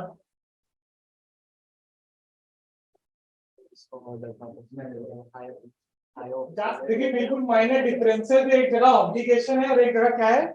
जस्टिफिकेशन, ठीक है। एक जगह ऑब्लिगेशन है, अब पुलिस ऑर्डर दिया मजिस्ट्रेट ने, इसको अरेस्ट करके ले आओ, क्या है? ऑब्लिगेशन है ना। अब पुलिस वाले को जाना है, कोर्ट कोर्ट में ऑर्डर आया है कि इसको पर्सन को अरेस्ट करना है, ऑब्लिगेशन है उसकी, गया वो अगले को अरेस्ट करके आया, तब वो क्या बोलेगा कि मेरी ऑब्लिगेशन थी अरेस्ट करने की और मैं क्या हूँ? जस्टिफाइड बाय लॉ हूँ, ठीक है, अपने एक्ट के लिए, और अपनी लाइबिलिटी को स्केप कर देगा इस तरीके से।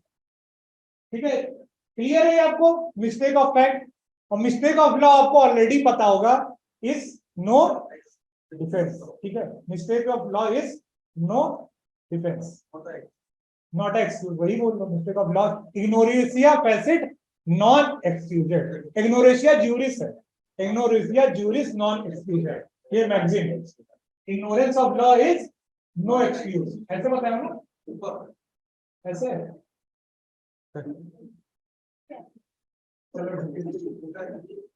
एक्सीडेंट, एक्सीडेंट सेक्शन 80 में डिफाइन है, कोई एक्ट बाय एक्सीडेंट हुआ। सुने ना, लोग बोलते हैं ना कि भाई एक्सीडेंट हो गया इसलिए एक्ट हो गया, तो वैसे लोगों को लाइबिलिटी से एक्सपेक्ट करता है। जो भी एक्ट कैसे किया गया, बाय एक्सीडेंट और मिसफॉर्च्यून। मिसफॉर्च्यून मतलब बहुत खराब किस्मत थी कि ऐसा हो गया, ठीक, विदाउट एनी क्रिमिनल इंटेंशन और नॉलेज। जिसने वो एक्ट किया उसका ना कोई क्रिमिनल इंटेंशन था, ना उसको कोई नॉलेज थी कि ऐसा कुछ हो सकता है। In a lawful manner by lawful means with proper care and caution. चार चीज जरूरी है अगर आप एक्सीडेंट का डिफेंस ले रहे हो ना, कि ये चीज मेरे से एक्सीडेंट में हो गई, किसी का मर्डर मेरे से एक्सीडेंट में हो गया, किसी की डेथ मैंने एक्सीडेंट में कॉज कर दी, तो आपको चार चीज प्रूव करनी पड़ेगी। क्या?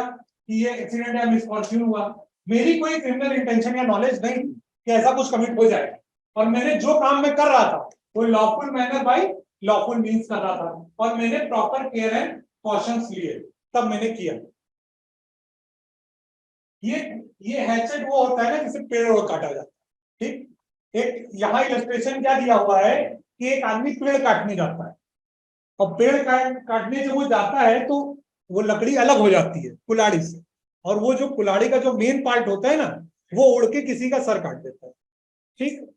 तो उसके लिए लाइबल है कि नहीं है, क्योंकि एक्ट कैसे हुआ, बाय एक्सीडेंट। वो क्या काम कर रहा था, उसकी कोई क्रिमिनल इंटेंशन थी क्या? नहीं। जब अब गलती से उड़ गया ना, वो काम करते करते भाई दम लगा के वो लोग मारते हैं, हो सकता है टूट के उड़ गया हो, कोई उसका क्रिमिनल इंटेंशन नहीं था, जो भी काम कर रहा था, पेड़ काट रहा था वो लीगली। अब इसी में आपसे क्वेश्चन क्या घुमा के एग्जाम में पूछता है, in a lawful manner by lawful means. अब मान लो वो पेड़ किसने काटने गया, वो पुष्पा वाला सैंडलवुड, ठीक है, चंदन के पेड़ की काटने की बात कर रहा है, उसके लिए गवर्नमेंट की लगती है क्या, परमिट लगती है, और राज में चुपके से ये काम करने गया, तब वो लॉफुल मैनर में काम कर रहा है क्या? नहीं कर रहा है, तब क्या उसको एक्सीडेंट का डिफेंस मिलेगा? चाहे उसके बोले कि मैं तो कुल्हाड़ी से मरा है, मैंने इसको डायरेक्ट नहीं मारा है, तो तब भी उसको नहीं डिफेंस मिलेगा, ठीक है, with proper care and caution. उसके साथ उसको ये काम करना चाहिए। अब पार्क में छोटे छोटे बच्चे खेल रहे हैं, उसी पार्क के बीच में एक पेड़ लगा हुआ है, उसको काटने गए हैं, ये क्या प्रॉपर केयर दिखाती है चीजों का? डेंजर है ना वहां पर इस वक्त का, तो क्या डिफेंस मिलेगा? नहीं मिलेगा, क्योंकि उन्होंने क्या एक्सरसाइज नहीं किया, प्रॉपर केयर नहीं एक्सरसाइज किया। तो ये पॉइंट्स आप लिख लीजिए, क्योंकि इसी पॉइंट को मैनिपुलेट करके आपके एग्जाम में क्वेश्चन बनाए जाए, ठीक। कहीं आपका प्रॉपर केयर नहीं दिखेगा, कहीं आपको लॉफुल एक्ट नहीं दिखेगा, इलीगल एक्ट दिखेगा, ठीक। तो पुष्पा टाइप के लोगों को डिफेंस नहीं देता है, ठीक है। जो आराम से कोई आदमी किसान अपने खेत में काम कर रहा है, उससे गलती में कुछ हुआ हो, उसको ये डिफेंस देने वाला है, ठीक। इलीगल एक्ट के लिए कोई डिफेंस नहीं, क्योंकि लॉ में कहा गया है कि जब आप कोर्ट जाइए तो खुद के हाथ साफ करके आइए, मतलब ये वॉशिंग नहीं, क्लीन हैंड, जो भी कोर्ट जाता है वो क्लीन हैंड के साथ जाता है, लॉ में बोला गया। चले, ये क्लियर है आपको एक्सीडेंट क्या है? अभी आपने मिस्टेक ऑफ फैक्ट भी समझ लिया है। इनकैपेबिलिटी, इनकेपेबल, कुछ लोग क्राइम कर ही नहीं सकते, लॉ मानता है कि ऐसे लोग तो क्राइम कर ही नहीं सकते। वो लोग कौन से? तीन टाइप के लोग, इनफेंसी, इंसैनिटी और इंटॉक्सिकेशन। सेक्शन 82 जो है आईपीसी का, वो एग्जेम्प्ट कर देता है जो भी बच्चे 7 साल के नीचे के एज के हैं, उनको पूरी तरीके से इम्यून, कोई भी क्राइम वो कमिट ही नहीं कर सकते हैं, आईपीसी मानता है 7 साल के नीचे के बच्चों, ठीक। फिर 83 बोलता है कि 7 से 12 साल के जो बच्चे हैं उनको क्वालिफाइड इम्यूनिटी मिली हुई। क्वालिफाइड इम्यूनिटी मतलब अगर इनके पास कैपेबल होंगे अंडरस्टैंडिंग करने, ठीक, अपने एक्ट को समझते होंगे कि मैंने ये एक्ट किया, तब ये लाइबल हो जाएंगे। समझ रहे हो कि नहीं? अब जाहिर सी बात है कि मर्डर किया फिर उसने चीजों को छुपाया, तो समझ रहे हैं ना कि उसने कोई खराब काम किया है, तभी तो अपने चाकू को छुपा रहा है कि नहीं? या भाग रहा है कि नहीं? भाग रहा है वो, मान लो 11 साल का मर्डर करके, तो क्या है उसके पास, उसको ये एक्सेप्शन मिलेगा? नहीं, क्योंकि वो अपने एक्ट को समझने के लिए कैपेबल है। जो नहीं कैपेबल है उसको ही डिफेंस आईपीसी देती है। ये लॉ पूरी तरीके से अभी चेंज हो गया है क्योंकि जुवेनाइल जस्टिस एक्ट आ गया है, ठीक है, जिसमें 18 साल के नीचे के बच्चों को इम्यूनिटी है, वहां 16 से 18 साल को क्वालिफाइड इम्यूनिटी। मैं बताऊंगा आईपीसी जब था ना, ये आईपीसी कब बना है 1860, तो 12 साल तक के बच्चों को ही थोड़ी बहुत इम्यूनिटी मिली। 7 साल के नीचे वालों को कैसी इम्यूनिटी है? कंप्लीट इम्यूनिटी, मतलब कुछ भी क्राइम वो करेंगे वो क्राइम नहीं माना जाएगा, ठीक है।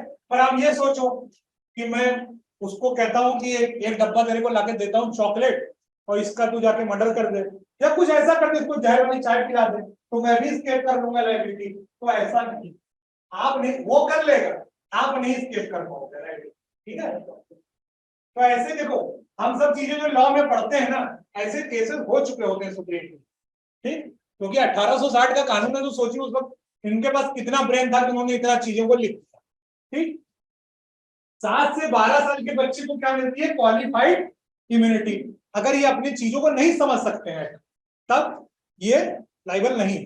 अगर ये समझ रहे हैं अपने एक्ट को, इन्होंने कोई ऐसा एक्ट किया है, इसमें एक ब्राइड ने अपने पति का मर्डर कर दिया था, पुराने जमाने में कम एज पे शादियां होता, तो उसको भी इम्यूनिटी इसमें नहीं मिली थी, क्योंकि वो भाग के कहां चली गई थी? अपने घर पे, उसको लाइबल पहुंचाया, लाइबल पे रहती, हाँ वहीं पर रहती तो हो सकता है उसको मारा जाता है, पर उसके पास नहीं था ब्रेन। अपने एक्ट को समझ रहे हो आप, ये चीज के लिए इम्यूनिटी मिली, अपने एक्ट के कॉन्सिक्वेंसेस समझ रहे हो, आपको ये लग रहा है कि मैंने जो किया गलत है, तब आप भी बच जाओगे। वैसे पूरी तरीके से बदल गया जुवेनाइल जस्टिस। ये ब्रिटिशर्स के टाइम पे था। खुदीराम बोस करके इंडिया के एक फ्रीडम फाइटर थे, वो आप लोग शायद नाम सुने हो खुदीराम बोस का। वो सबसे यंगेस्ट थे जिनको फांसी मिली, 13-14 साल में उनको फांसी मिली, 12 साल पे शायद उनको फांसी मिली। देखिएगा क्या है इसकी, क्योंकि उस वक्त क्या चल रहा था? आईपीसी। आज के डेट में खुदीराम बोस को फांसी नहीं मिली, उन्होंने एक अंग्रेज ऑफिसर के कोई बम लगा दिया था उसके कार्ड में और दब गए थे, ऐसा कुछ हुआ था, तो उनको फांसी मिली। तो क्या था? वो अपने एक्ट को समझने के कैपेबल थे, उनके अंदर कैसी फीलिंग थी? नेशनल फीलिंग थी, तब उन्होंने ऐसा एक्ट किया, तो इसी वजह से उनको क्या मिली थी? फांसी मिली, इतने कम एज। अभी जुवेनाइल जस्टिस एक्ट आ गया, उसने क्या किया है? इस एक्ट जो प्रोविजन इसको ऊपर आ गया, ओवर पावर कर दिया। जुवेनाइल जस्टिस एक्ट अब 16 साल के सारे के नीचे के लोगों को एग्जेम्प्ट कर देता लाइबिलिटी, 16 ईयर से जितने भी लोग नीचे, और 16 और 18 ईयर में अब ये सिस्टम, ठीक। ये अगर अपने एक्ट को समझने के लिए कैपेबल हैं, तब ये पूरी तरीके से क्रिमिनल लाइबल होंगे। तो हमेशा क्या होता है लॉ में? एक मैक्सिम है कि जो स्पेशल लॉ होता है वो प्रिवेल करता है किसके ऊपर? General law. तो जनरल लॉ क्या है? IPC. Juvenile justice act special law है, तो वो प्रिवेल कर रहा है, ये पुराने प्रोविजन, ठीक है। उस जमाने अंग्रेजों के जमाने में तब ऐसा कोई था नहीं स्पेशल लॉ, तब ये चलता। तो अभी कोई 16 साल के नीचे का एक्ट करेगा, देखिए एग्जाम में अगर आपका पैसेज आया और आईपीसी का पैसेज दिया, तब चाहे 15 साल 14 साल की भी एज हो, तब आप उसको लाइबल कर दें, या 11 साल की भी एज हो तो भी लाइबल कर दें। पर ऐसा जनरल अंडरस्टैंडिंग में बता रहा हूं कि ये कॉन्सेप्ट अब नहीं चलता। अभी किसने इस कॉन्सेप्ट को ओवर पावर कर दिया है? Juvenile justice act of 2015। अभी लाइबिलिटी 16 साल के नीचे सारे पूरी तरीके लाइबिलिटी से माफ है, उनको जेल डाला जाता, जेल नहीं, एक होता है चिल्ड्रन स्कूल, वहां उनको डाला, प्रोस्टल स्कूल बोलते हैं, ठीक है। और 16 से 18 अगर उन्होंने एक ऐसा ऐड किया जो हीनियस है, ठीक है, तब उनको कंप्लीटली लाइबल माना जाएगा। जैसे 16 ईयर का कोई रेप कर रहा है, तो जाहिर सी बात वो अपने एक्ट के कॉन्सिक्वेंसेस को अच्छे से जानता है, या मर्डर कर रहा है तो भी वो अपने एक्ट के कॉन्सिक्वेंसेस को अच्छे से जानता है, तो उसको क्यों ना लाइबिलिटी ना किया जाए, तो उनको लाइबल किया जाए। ये पुरानी पोजीशन है, आप लिख सकते हैं। आपको आंसर किस बेसिस पे देना है? आपको पैसेज में प्रिंसिपल किसका मिला है? जुवेनाइल जस्टिस का मिला है या आईपीसी का मिला है, ठीक। देखो यहां पर एग्जांपल भी लिया है, सफिशिएंट मेच्योरिटी नहीं होनी चाहिए अपने एक्ट के कॉन्सिक्वेंसेस या नेचर को समझने की, तभी आप सब बच पाओगे। 9-year child picks up necklace of ₹100 from his friend's house and sells it for ₹20, having sufficient majority to understand the consequences of it. जाहिर सी बात है ना, उसने नेकलेस चोरी किया, जाके बेच दिया, तो खुद के पैसे उसको चाहिए थे, तो अपनी एक्ट को समझने की तो मेच्योरिटी थी उसके अंदर, तो उसको क्यों लाइबिलिटी ना दिया जाए? तो ये चीजें यहां से की, ठीक। ये क्या हो गया? इनफेंसी। 84 क्या है? अनसाउंड लोग, पागल लोगों के लिए ये है। पागल लोग अपने एक्ट को समझते ही नहीं है, तो उनको क्यों लाइबल किया? जो उनको फांसी चढ़ा भी दोगे तो उनको क्या पता कि उन्होंने क्या एक्ट किया, तो ऐसे लोगों को लाइबिलिटी से बचाता है। सेक्शन 84 नॉन कॉम्पस मेंटिस, क्योंकि उनके पास मेंटल ही कैपेबिलिटी नहीं है कि उस एक्ट को समझ पाए।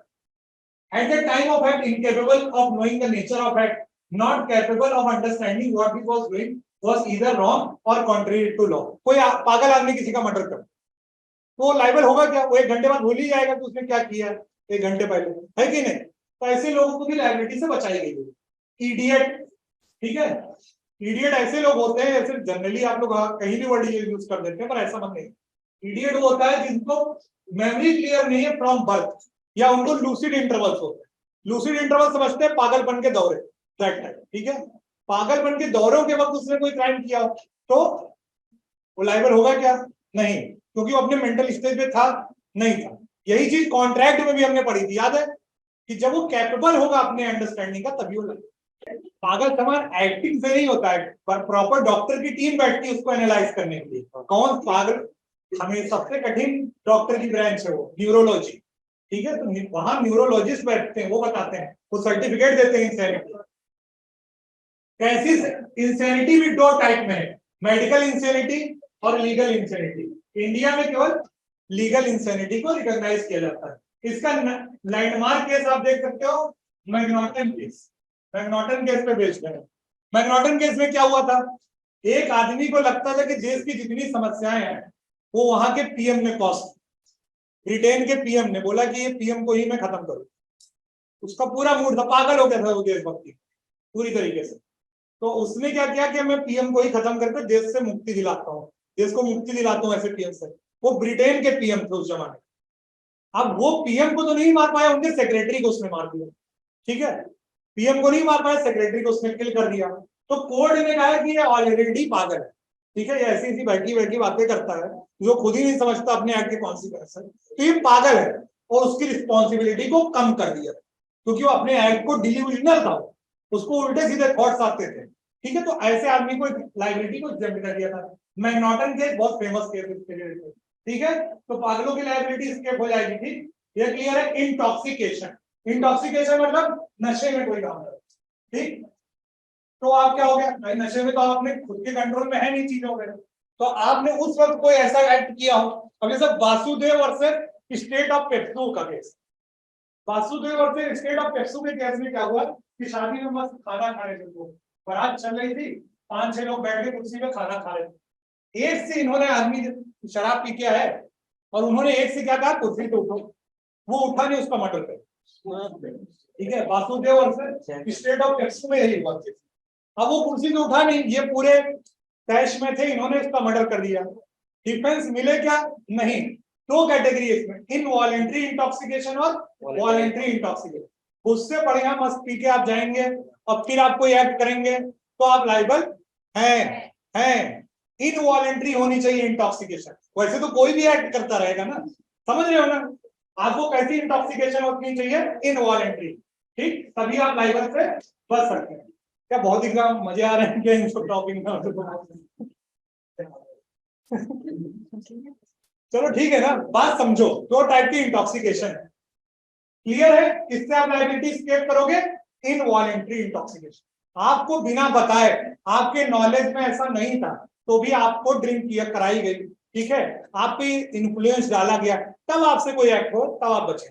और खुद ही आपने वॉलेंटली किया हो अपने मजे के लिए, फिर आप कोई एक्ट करो, तो कल को कोई भी लाइबिलिटी की एक्सेप्शन यूज करे नहीं, तब आपको एक्सेप्शन नहीं मिलेगा, ठीक। यही चीज legal to claim exemption from criminal liability on the ground of involuntary drunkenness है। वॉलंटरी नहीं होता है, वॉलंटरी मतलब होता है खुद से आप कर रहे हैं, नहीं, involuntary drunkenness। It must be established that he was incapable of knowing the nature of that, वो जानता ही नहीं था कैसे काम कर रहा है, that he was doing what was either wrong or contrary to law, ये भी वो नहीं जानता था कि जो कर रहा है वो wrong है, contrary to law है, that the thing which intoxicated him was given to him without his knowledge or against his will, बिना उसके बताए हुए। कोई आप भाई लोग चुपके चुपके दे सकते हैं कोई चीजों को, कोई इंटॉक्सिकेटिंग ड्रिंक उसको दे दें, तब वो पर्सन कर दे ऐसे एक्ट को। खुद के आपने ड्रिंक वॉलेंटरी बढ़िया बैठ के किया और फिर जाके आपको ये तमाशे करे तो आप बचोगे नहीं, बचोगे, लॉ क्लियर कर रखा है, ठीक। क्लियर है आपको? इनवॉलेंट्री इंटॉक्सिकेशन और वॉलेंट्री इंटॉक्सिकेशन डिफरेंस क्या है? सेक्शन 86 भी वही बात कहता है कि अगर मान लो कि वॉलेंट्री इंटॉक्सिकेटेड हो तो उसको ये मेंटल स्टेट दे दी जाए, वो ये बात डिफेंस में नहीं ले सकता, वही मतलब रिलेटेड कॉन्सेप्ट, ज्यादा उसका दिमाग नहीं लगा। प्रिंसिपल क्या है इसका? क्यूब पैकेट इब्रियस डुएट सोब्रियस, one who sins when drunk should be punished when he is sober. ठीक है, ऐसे आप जब ड्रंक में क्राइम करोगे तो पुलिस वाले आपको सोबर कर देंगे, तब पनिश करेंगे। ठीक है, तो यही बात लिखा हुआ है। ठीक, सोबर मतलब होता है बिल्कुल नॉर्मल, पूरे नशे उतार देगी पुलिस, ऐसा है। ठीक है, अब ये देखो सारथी का केस अगर देखना तो थ्री अटेंडेंस, हाँ ठीक है। थ्री ड्रंकन अक्यूज ने क्या किया?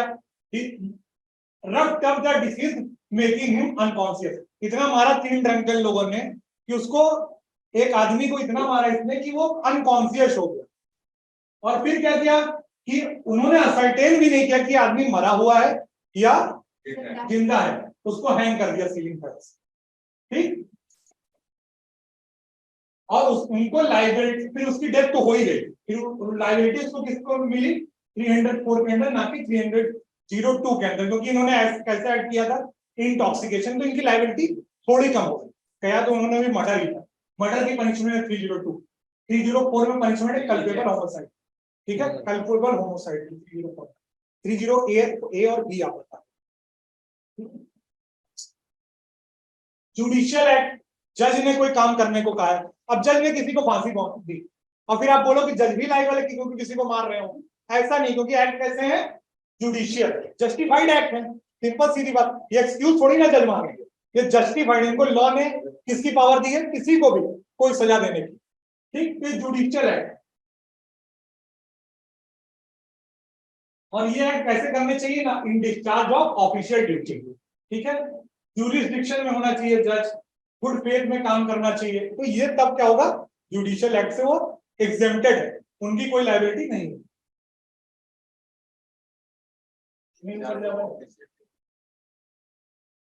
ऑफिशियल ड्यूटी मतलब काम काज करते हो, वैसे तो पनिशमेंट वो दे भी नहीं सकते, जाहिर सी बात है। ऑफिशियल ड्यूटी में तो किसी को पनिश कर सकते हो, अगर उन्होंने ऑफिशियल ड्यूटी में किसी को पनिश किया तो उनकी कोई लायबिलिटी नहीं, यही बात है। और सेक्शन 78 इसको प्रोटेक्शन देता है कि जो लोग ऑफिसर जो है वो किसी जजमेंट की वजह से या किसी ऑर्डर की वजह से अपने काम कर रहे हैं, वैसे लोगों को जो पुलिस एग्जीक्यूट करता है सर्च वारंट, तो चाहे उसने किसके कहने पर वारंट, सर्च वारंट एग्जीक्यूट किया है, जज के कहने, तो उसकी भी लायबिलिटी नहीं है। ठीक है, वैसे जो मैंने आपको बताया था जल्लाद की लायबिलिटी नहीं है, किसको फांसी पे लगाता है, तो ये उनके 77 में ऑर्डर दिया जाएगा और 78 में कुछ लोगों को ऑर्डर दिया जाएगा ना, तो उन लोगों को भी लायबिलिटी नहीं है। ठीक, 77 में जज लायबल नहीं है, 78 में वो लोग लायबल नहीं जो एक्ट कर। समझ गया? Necessity, necessity knows no law, एक मैक्सिम लॉ, नेसेसिटी को कोई कानून नहीं करता। ठीक, ये देखो मैक्सिम लिखना हो तो लिख लो, फॉर नेसेसिटीज नॉन हैबिट लेबर, ये मैक्सिम। अगर आपने एक बड़े डैमेज को बचाने के लिए एक छोटा डैमेज कॉज किया तो आपकी क्या होगी? लायबिलिटी, आप स्केप कर दो। ठीक है, टाइटैनिक के सामने आ गया आइसबर्ग बहुत बड़ा, और टाइटैनिक ने टर्न मारने की कोशिश की, और एक छोटी सी बोट थी जिसमें 30-40 लोग बैठे थे, वो बोट वाले भी सब खत्म हो गए टर्न मारने के चक्कर में, पर टाइटैनिक बच गई। तो क्या टाइटैनिक का जो शिप वाला होगा वो लाइबल होगा इसके लिए? नहीं, क्योंकि वो एक्ट कैसा था? नेसेसिटी था, एक्सीडेंट नहीं था। एक्सीडेंट उसको पता भी नहीं था, नेसेसिटी था, क्योंकि उसको पता था तब भी उसने वो एक्ट किया। ठीक है, पर वो क्यों किया? क्योंकि वो एक बड़े कॉन्सिक्वेंसेस से बचाना चाहता था। क्योंकि टाइटैनिक में कितने लोग बैठे थे? हजारों लोग बैठे हैं ना वहां, और यहाँ कितने लोग हैं? 20-25 लोग हैं। टर्न मारने के चक्कर में उसने क्या है, तभी तो लॉस किया, तो उसकी लायबिलिटी स्केप हो जाएगी।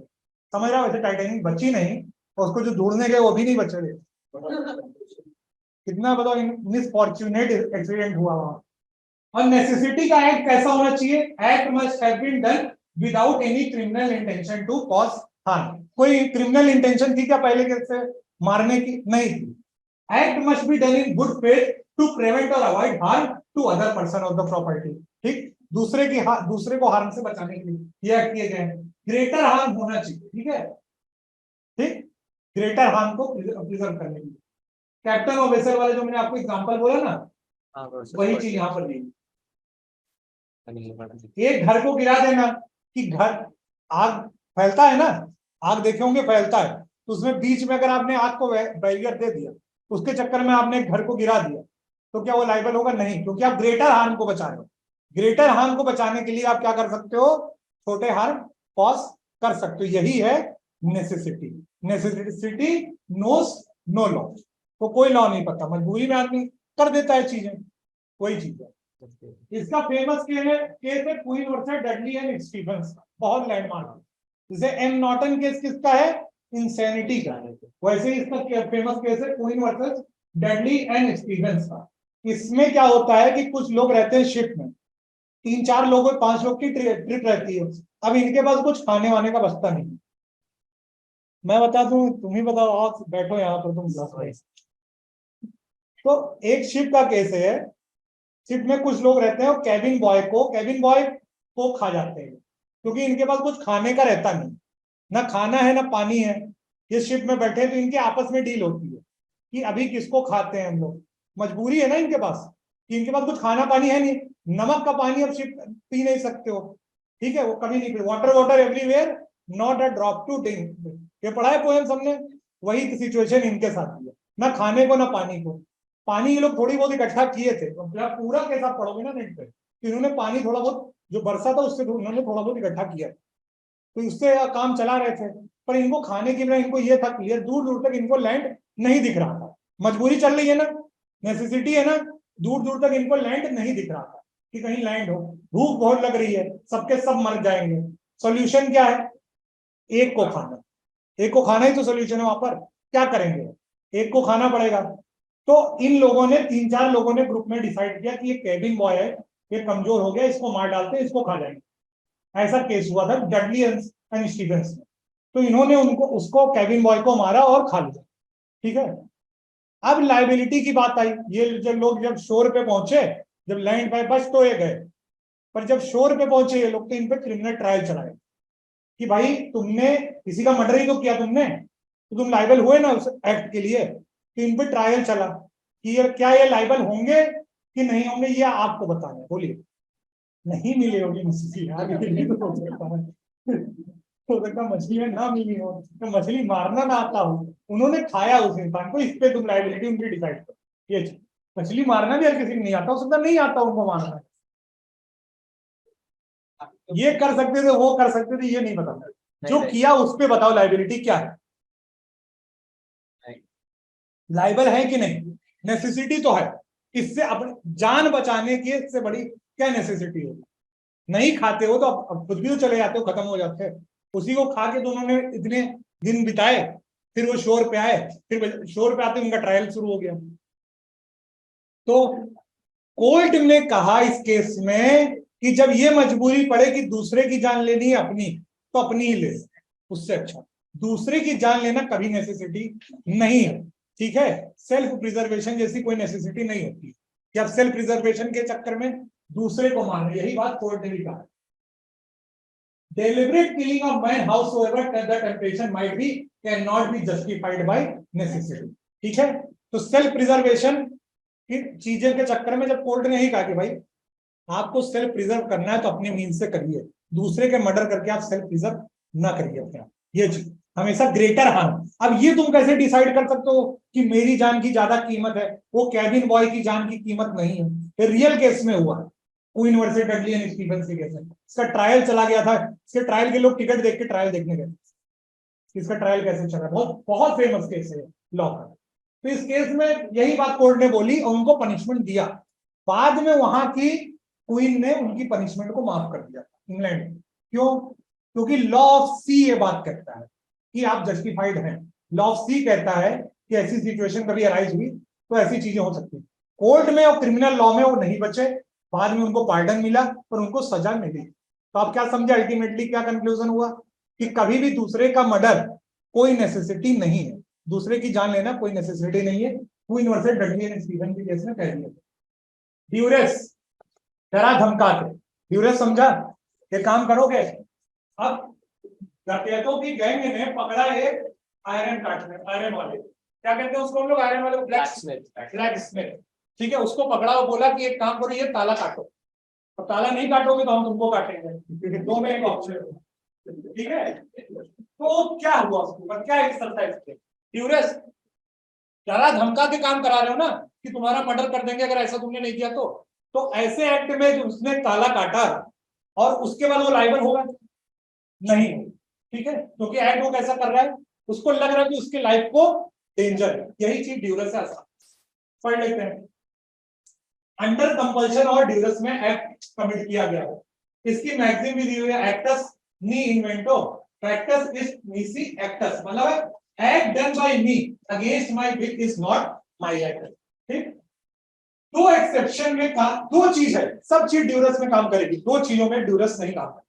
पहला है कि डरा धमका के आपका मर्डर, किसी से आपको मर्डर कराने को, मतलब ये लोग क्या कह रहे हैं डकैत कि तुम इसका मर्डर करो, तो आप मर्डर अगले का किए तो आपको ये डिफेंस नहीं मिलेगा। ये चीज ड्यूरेस पे, चोरी तक, ताला काटने तक, चोरी सारे ऑफेंस करो, किसी का मर्डर नहीं कर सकते ड्यूरेस के अंडर। कि ये मुझे मार देते, वही वाली बात है नेसेसिटी वाली, जब खुद ही जब मारने की बात है अगले को तो उससे अच्छा खुद ही मर जाएगी। ठीक, यही बात नेसेसिटी भी करती है, यही बात ड्यूरेस भी करता है। और दूसरा क्या है, waging war against the government of India. ठीक है, दोनों केस में आप क्या नहीं डिफेंस ले सकते हो, ड्यूरेस का। आप गवर्नमेंट के खिलाफ आपसे कोई लड़ाई लगवाए तो आप उस वक्त ये डिफेंस नहीं ले सकते हो कि इसने मुझे जबरदस्ती लड़ाई लड़ने को कही थी गवर्नमेंट। नक्सल लोग क्या करते हैं, गवर्नमेंट के खिलाफ ही उनकी लड़ाई है ना, तो उन पर ड्यूरेस एक्सरसाइज करने वाला डिफेंस मिलेगा क्या उनको? नक्सलियों को नहीं मिलेगा। The threat under section 94 must be instant death to the person। ठीक है, बोलते तुरंत मारेंगे, अगर ये काम नहीं करोगे ना तुरंत मारेंगे। ये नहीं अगर ये काम तुम 4 दिन में ना करो, नहीं, काम ये करो मेरे सामने अभी तुरंत, नहीं तो क्या कॉज करेंगे तुमको, तुम्हारी डेथ, तब ये डिफेंस आपको मिलेगा। ये केस में है कि कभी अवेलेबल नहीं होता when the accused voluntarily associates, खुद ही जाके वो आयरन इसमें कि भैया आप लोग डकैती डालने जा रहे हो, एक काम करता हूँ मैं भी आपके साथ चलता हूँ, ताला वाला काटने का काम है ना तो मैं करूंगा, ऐसा खुद ही जाके वॉलंटरी एसोसिएट किया हमसे, तब क्या वो डिफेंस मांगेगा इसका? नहीं, तब उसको डिफेंस नहीं मिलेगा। ठीक, क्लियर है चीजें? केस लॉ नहीं समझो, बहुत कठिन, बहुत बेकार क्वेश्चन। ठीक है, वैसे यार वैसे डडली हमने ज्यादा बेकार पढ़ लिया। इंस्टेंट डेथ का मतलब ये नहीं है, ये नहीं कर इंस्टेंट डेथ मतलब उसका एप्रीहेंशन तुरंत क्यों नहीं? अब चाय काटने के बाद तक नहीं कटा तो फिर तुम्हारे साथ क्या होगा, ये भी बोल के जाएंगे ना। बोले कि चाय हम पी के आते हैं पर तब जितनी देर हम पी के आएंगे तब तक इसको काट देना। इंस्टेंट डेथ का तब भी है ना उसके अंदर एप्रीहेंशन, 4 दिन तक काटो तो एक बार को नहीं, इतना मत सोचा करो, अभी बेसिक आइडिया ही है। ठीक, इंस्टेंट डेथ। कंसेंट, कंसेंट वाला भी आपने सुना होगा, वॉलंटरी नॉन फिटिंग इंजीनियर वाला जो कॉन्सेप्ट है, कंसेंट के थ्रू जो कॉज किया गया हो आपको डैमेज। मान लो मूवी आप देखने गए क्रिकेट मैच, बॉल लग के आई आपके हाथ की फोड़ दी, तो आपको चोट लग गया, सिर पे चोट लग गया, तो क्या होगा, आपने क्या किया था, कंसेंट दी थी ना, तो क्या आप वो ऑर्गेनाइजर लाइबल होगा?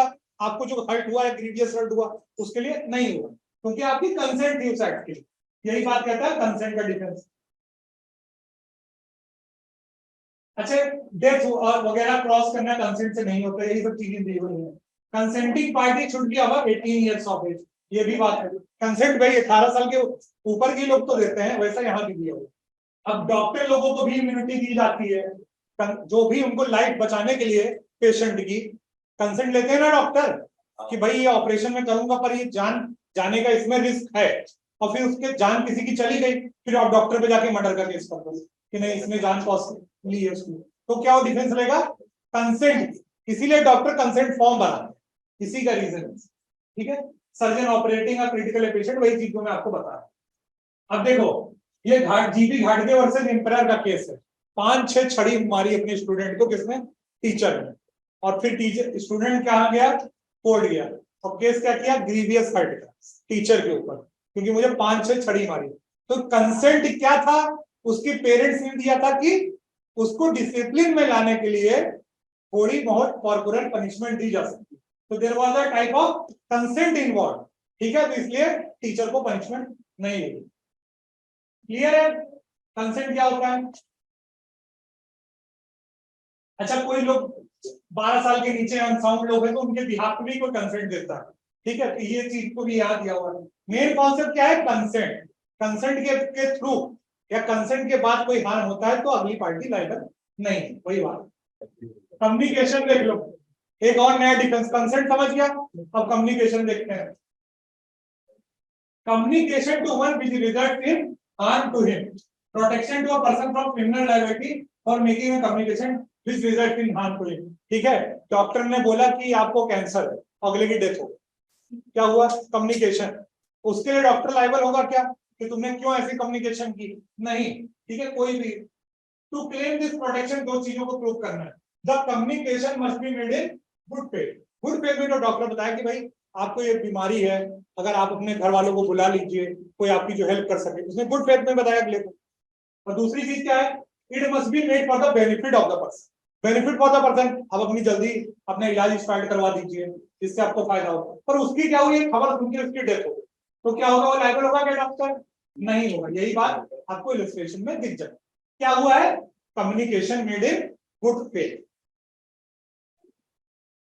ट्राइफल्स जो आप कह रहे थे ना, लॉ छोटे मोटी चीज पे ध्यान नहीं देते, फ्रेंड्स में लड़ाई होगी, एक दो घूसे एक दूसरे को मारे, ठीक है, फिर एक फ्रेंड पहुंच गया कोर्ट, किसने मुझे 2 घूसे मारे बहुत तेज, ठीक है, तो क्या लगता है कोर्ट ये सब मैटर को एंटरटेन करने वाली है, खाली टाइम पर ठीक कोर्ट था, तो ऑलरेडी उनके पास इतना मैटर है, तो वही बात है, the law will not take care of trifles इफ मीनिंग नॉन प्रूडेंट लाइक, ये मैक्सिमम आपने लिखी, छोटे मैटर जिनको इग्नोर किया जा सकता है उसको लेके आप कोर्ट मत जाओ, ठीक है, वो हमेशा एक डिफेंस। आपका दोस्त क्या बोलेगा कि माय लॉर्ड आपके मैटर यहाँ लेके आ गया, मैं तो क्लासरूम तक की बात समझा था, तो यही उसका डिफेंस है आपके फ्रेंड का, ठीक है, समझ गए। ये अभी ट्राइबल्स क्लियर है आपको, रोड पे वॉक कर रहे हैं बढ़िया पैंट शर्ट पहन के, बरसात का मौसम है, अगला है पर कीचड़ कर दिया, तो क्या केस करोगे उसके लिए, नहीं करोगे ना, क्या कैसे मैटर है जो आम आदमी डेली इग्नोर कर देता है, ठीक है, बस में गए भीड़ भाड़ है, धक्का लग गया, गिर पड़े, क्या करोगे, केस करोगे क्या उसके, नहीं, ये ऐसे मैटर है जिसको आप इग्नोर कर दोगे, तो छोटे मोटे मैटर को कोर्ट नहीं इंटरटेन करती, इसी को हम कहते हैं प्राइवेट्स, किसमें है सेक्शन 95। अभी आ गया प्राइवेट डिफेंस, ये बहुत इंपॉर्टेंट है, प्राइवेट डिफेंस, आत्मरक्षा, ठीक है, प्रॉपर्टी की भी कर सकते हो और खुद की बॉडी, 2 टाइप के प्राइवेट डिफेंस, अगेंस्ट प्रॉपर्टी और बॉडी, ठीक है, 2 टाइप में आपको प्राइवेट डिफेंस मिलेगा, 96 से लेकर 106 तक, ठीक, प्राइवेट डिफेंस की बात की गई है। Use of necessary force against the assailant or wrongdoer is legally permissible when immediate state aid could not be procured, ठीक है, आपके घर में कोई डकैती करने के लिए आया, अब तुरंत तो पुलिस आएगी नहीं, तो क्या बचने के लिए आप कोई हवाई फायर नहीं कर सकते हो क्या, कर सकते हो, तो ये सब चीजों के लिए प्राइवेट डिफेंस रखा गया, खुद की रक्षा के लिए, तुरंत स्टेट नहीं पहुंच सकती है। अब आपको मान लीजिए आपको मर्डर करने की कोशिश की गई या आपको एसिड थ्रो करने की आपके ऊपर कोशिश, तो आप बचने के लिए तुरंत तो कुछ करोगे, तुरंत थोड़ी ना पुलिस आ जाएगी 1 सेकंड के अंदर, नहीं आएगी ना, तो उतनी देर तो आप कुछ बचने के लिए करोगे ना, उसी को हम प्राइवेट डिफेंस करें। अगर टाइम है, ठीक है, टाइम है बचने, पुलिस को बुलाने का, पुलिस पहुंच जाएगी, उस टाइम में अभी आप नहीं बोले पुलिस को क्यों बुलाऊंगा, मैं खुद ही काफी हूँ, 2 गन रखता हूँ, तो ऐसी चीज में नहीं आपको डिफेंस। जब आपके पास टाइम नहीं है प्रॉपर अथॉरिटी का कोर्स लेने का, आप नहीं बुला सकते, इमीडिएट नीड है, तब आप कौन सा डिफेंस यूज करते हो, private defence. This right can not be applied as a pretence for justifying aggression or causing harm to, ये कैसी डिफेंस की राइट है, एग्रेशन की राइट नहीं है। अब अगला आया था आपको लाठी से मारना, आप क्या किए, उसको बोले दूर से बंदूक से मार, मुझे खत्म ही खेल है, ठीक है, पहली बात तो प्रपोर्शन में होना चाहिए और अग्रेशन नहीं है, लाठी को आप लाठी से रोकेंगे प्रपोर्शन में, तो आपने जो भी अगले को हार्म कॉज किया उसके प्रोपोर्शन में ही वो हार्म कॉज करना है आपको, और प्रॉपर टाइम देखना है, मोर हार्म, ये मोर हार्म आप कॉज कर रहे हो ना, जितनी जरूरत है उससे ज्यादा हार्म कॉज कर रहे हो, ये सब चीजें भी होगी। एब्सोल्यूट राइट भी नहीं है, पर इसकी रिस्ट्रिक्शन है, अभी समझ लेते हैं। 96 क्या कहता है, nothing is an offence which is done in the exercise of right to private defence, कोई भी ऑफेंस नहीं होगा अगर आपने क्या एक्सरसाइज किया, अपना प्राइवेट डिफेंस। कौन दो जगह हमारी राइट एक्सटेंड होती है to defend our body and our property, ठीक है। 100 से लेकर ये 101, 102, 106 किससे है? डिफेंस ऑफ बॉडी, और 103, 104, 105 डिफेंस ऑफ प्रॉपर्टी। एक एक करके देख लेते हैं। राइट टू डिफेंस, यही बात देखो, ये सेक्शन 97, 96 क्या कर रहा था? कोई भी चीज ऑफेंस नहीं जो क्या किसमें की जाए, प्राइवेट डिफेंस में की जाए, वो ऑफेंस नहीं। 97 क्या कहता है? दो चीजों में एक्सटेंड होता है, one's own body and body of others against any offense affecting human body। मतलब दूसरे को भी आप बचा सकते हैं, हमने क्लोज वन को बचाने के लिए भी आप ये राइट एक्सरसाइज कर सकते हो। one's own property, चाहे मूवेबल हो चाहे इमूवेबल हो, जिससे आपको बचाना है थेफ्ट, रॉबरी, इन सब चीजों। मिसचीफ, कोई आपकी कार को आग लगा तो आप बचा सकते हो ना उसको, आपको राइट है ना चीज, उस चीज से रिलेटेड। कुछ रिस्ट्रिक्शन से अगेंस्ट है, आप कभी ये राइट यूज नहीं कर सकते हो पब्लिक सर्वेंट है, ठीक है। पब्लिक सर्वेंट आपको अरेस्ट करने आए, अब उसी के अगेंस्ट प्राइवेट डिफेंस का राइट एक्सरसाइज कर, ठीक है। कि अगर मेरे को अरेस्ट करने आए तो भी ठीक है, तो ऐसा वहां नहीं हो गया, ठीक। कोई आदमी अथॉरिटी के अंदर काम कर रहा है, जब आपके पास सफिशिएंट टाइम हो पब्लिक अथॉरिटीज को बुलाने का, तब आप ये राइट एक्सरसाइज नहीं करोगे। कोर्ट ये बात देखेगी, आप कहोगे कि कोर्ट इतनी चीजें माइनर माइनर चीजें, पूरा ट्रायल चलता है, एक पॉइंट कोर्ट देख के डिटरमाइन करती है, तब आपको ये डिफेंस मिलता है। आपके पास ऑलरेडी इतना टाइम था, आपको डकैत ने रात सुबह ही बता दिया था कि रात को मैं तेरे घर पे डकैती डाल क्लियर, तो आपके पास इतना टाइम है, तब तक पुलिस को बता दो। फिर बोलते हो इसने मुझसे ऐसा बोला कि मेरे घर पे रात में डकैती डालेगा, तो आप 3-4 गन लेके रहिए, तो ऐसा डिफेंस नहीं है, ठीक। क्लियर है? आपके पास टाइम था प्रॉपर बुलाने का अथॉरिटी, तब आपने नहीं एक्सरसाइज किया, तो आपको ये राइट नहीं मिलेगा, क्योंकि ये राइट कैसा नहीं है, एग्रेशन का राइट नहीं है, ये कैसा राइट है? Defence. Clear? Quantum of harm that may be caused shall in no case excess of harm नहीं होनी चाहिए, ठीक है। वही बात जो उन्होंने कही, लाठी मारने वाले को आप गन से नहीं मारोगे, सिंपल सीधी बात, एक्सेस हार्म हो गया। अगर आप कहोगे कि लाठी से मुझे सिर पे मार देता तो मेरी डेथ हो जाती, तो ये सब चीजें नहीं काम करती, ठीक है। प्रोपोर्शन में हार्म होना चाहिए। Two accused having received injuries went back home and fetched the sword and inflicted fatal blows. Right of private defense rejected. इनको रास्ते में पकड़ के किसी दो आदमियों को किसी ने खूब मारा, ये लोग गुस्से में घर गए और लेके आए स्वॉर्ड और उनको ही मार डाले, तो इनको राइट ऑफ प्राइवेट डिफेंस मिलेगा क्या? नहीं मिलेगा, ठीक। क्योंकि इन्होंने क्या किया है? एग्रेशन किया है ना, इन्होंने इन्फ्लिक्ट किया है मोर हार्म। और यार डिफेंस उस वक्त था ना, ये घर जाके आराम से स्वॉर्ड लगा के मारने थोड़ी ना, एग्रेशन का राइट नहीं है। बाद में इन्होंने क्लेम किया तो नहीं मान रहे, ठीक। आर वर्सेस रूल ऐसे ही केस है, aggressor can not take plea of self defence, ठीक है। जो आदमी पहले ही मारने की नीयत से गया हो, मान लो कि आदमी जो इनिशियल स्टेज पे था कि अगले को मारने के मूड से गया कि मैं इसको भी लाठी से मारूं, और अगला उससे भी तेज निकला, उसी की लाठी पकड़ के उसी को मार दिया, तो एग्रेसर कौन था यहाँ पर? जो पहले लाठी से मारा था ना, तो एग्रेसर इसको नहीं क्लेम करेगा, ठीक है, क्योंकि उसकी पहले रॉन्ग कौन है यहाँ पर? एग्रेसर। तो तुमको जाना ही नहीं चाहिए था, फिर बाद में तुम पे उल्टा पड़ गया, तो आप ये सेल्फ डिफेंस नहीं क्लेम कर सकते कि भाई मुझे तब ये राइट, ठीक है। एग्रेसर नहीं क्लेम करेगा, हमेशा कौन क्लेम करेगा? जिसके अगेंस्ट हो रही है चीजें है वो क्लेम करेगा। ये कुछ लोगों को एग्जाम भी करता है सेल्फ डिफेंस के लिए, ठीक है। ये लोगों को आप मतलब जनरली नहीं यूज करेंगे। बीइंग अनसाउंड माइंड, मैच्योरिटी जो हम लोग पढ़ रहे थे ना, अब मान लीजिए कोई पागल आदमी आपको मार रहा है, तो क्या आप बोलोगे कि मेरे पास प्राइवेट डिफेंस राइट खत्म हो जाएगा? नहीं, तभी आपका राइट रहेगा, या आप उसको कंट्रोल कर सकते हैं। कोई अपने बॉडी को बचाने के लिए आप कोई नेसेसरी चीज का इस्तेमाल कर सकते हैं, ठीक। ये चीज भी यहाँ दी हुई है 98। तो ऐसा नहीं है इनके against right to private defence खत्म हो जाता है। 99 वो केस, 100 वो केसेस बताता है। ये देखो, सब केसेस में आप किसी की डेथ नहीं कॉज करोगे, केवल सर्टेन केसेस हैं तभी आप राइट ऑफ प्राइवेट डिफेंस में आप डेथ कॉज कर सकते हो। वो केसेस क्या है? Assault causing reasonable apprehension of death, grievous hurt, assault with intention of committing rape. अगर ऐसा असॉल्ट अगर किया जाए किसी के अगेंस्ट, तो क्या कर सकते हैं? तभी वो डेथ अगले की कॉज कर सकते हैं। ग्रेटिफाइंग अननेचुरल लस्ट, किडनैपिंग और एब्डक्शन किसी का किया जा रहा हो, तब अपने आप को बचाने के लिए वो क्या कर सकता है? अगले की डेथ कॉज कर सकता है। केवल इतने ही रीजन है। रॉन्गफुल कन्फाइन किया जा रहा हो, अभी लेटेस्ट में ऐड हुआ एसिड अटैक, लेटेस्ट ऐड हुआ, एसिड अटैक किसी पे की गई है तो अपने आप को बचाने के लिए वो अगले की डेथ भी कॉज कर सकता है। ये इतनी लिस्ट है, इसके अलावा आप किसी भी रीजन नहीं है जहां अगले की डेथ कॉज करो, केवल इतने ही इतने रीजन होंगे बस। सब क्लियर है? यहाँ से grievous hurt, apprehension of death, gratifying unnatural lust, kidnapping और अबडक्शन, ये सब क्लियर है? ये क्यों दिए हुए हैं? क्योंकि आप डेथ अगर किसी की कॉज करनी है अपनी डिफेंस तो केवल आप इसी केसेस में करेंगे, बाकी में नहीं करोगे। जैसे आपको हर्ट कॉज करनी, मारने के लिए कोई आया, ठीक है, कि अभी इसको मैं मारूंगा हाथ से, तब आप उसकी डेथ कॉज कर दोगे क्या? नहीं, क्योंकि लिस्ट में ही नहीं हर्ट कॉज करना। ठीक है, अभी कहीं दिख रहा है क्या हर्ट? नहीं दिख रहा है ना यहाँ पर। और भी कोई ऑफेंस है? बाकी सब केसेस में आप कुछ भी करिए पर डेथ मत कॉज। ये केवल इन्हीं केसेस में आप एग्रेसर की डेथ कॉज कर सकते। बॉम्ब ब्लास्ट में तो दिया नहीं है ना वहां, देखो आप कहने की बात अच्छी कर रहे हो देशभक्ति वाली, पर यहाँ पर दिया नहीं, आपको इसके बियॉन्ड में नहीं जाना। राइट ऑफ प्राइवेट डिफेंस में इसके बियॉन्ड नहीं जाना, ये इमीडिएट चीज है। अगर कोई देश के लिए कुछ कर रहा हो तो भाई पुलिस वाले को कॉल करके बताओ, ठीक है, वो ज्यादा बेटर ऑप्शन। ठीक है सर, 1 मिनट बस, 5 मिनट दे दीजिए।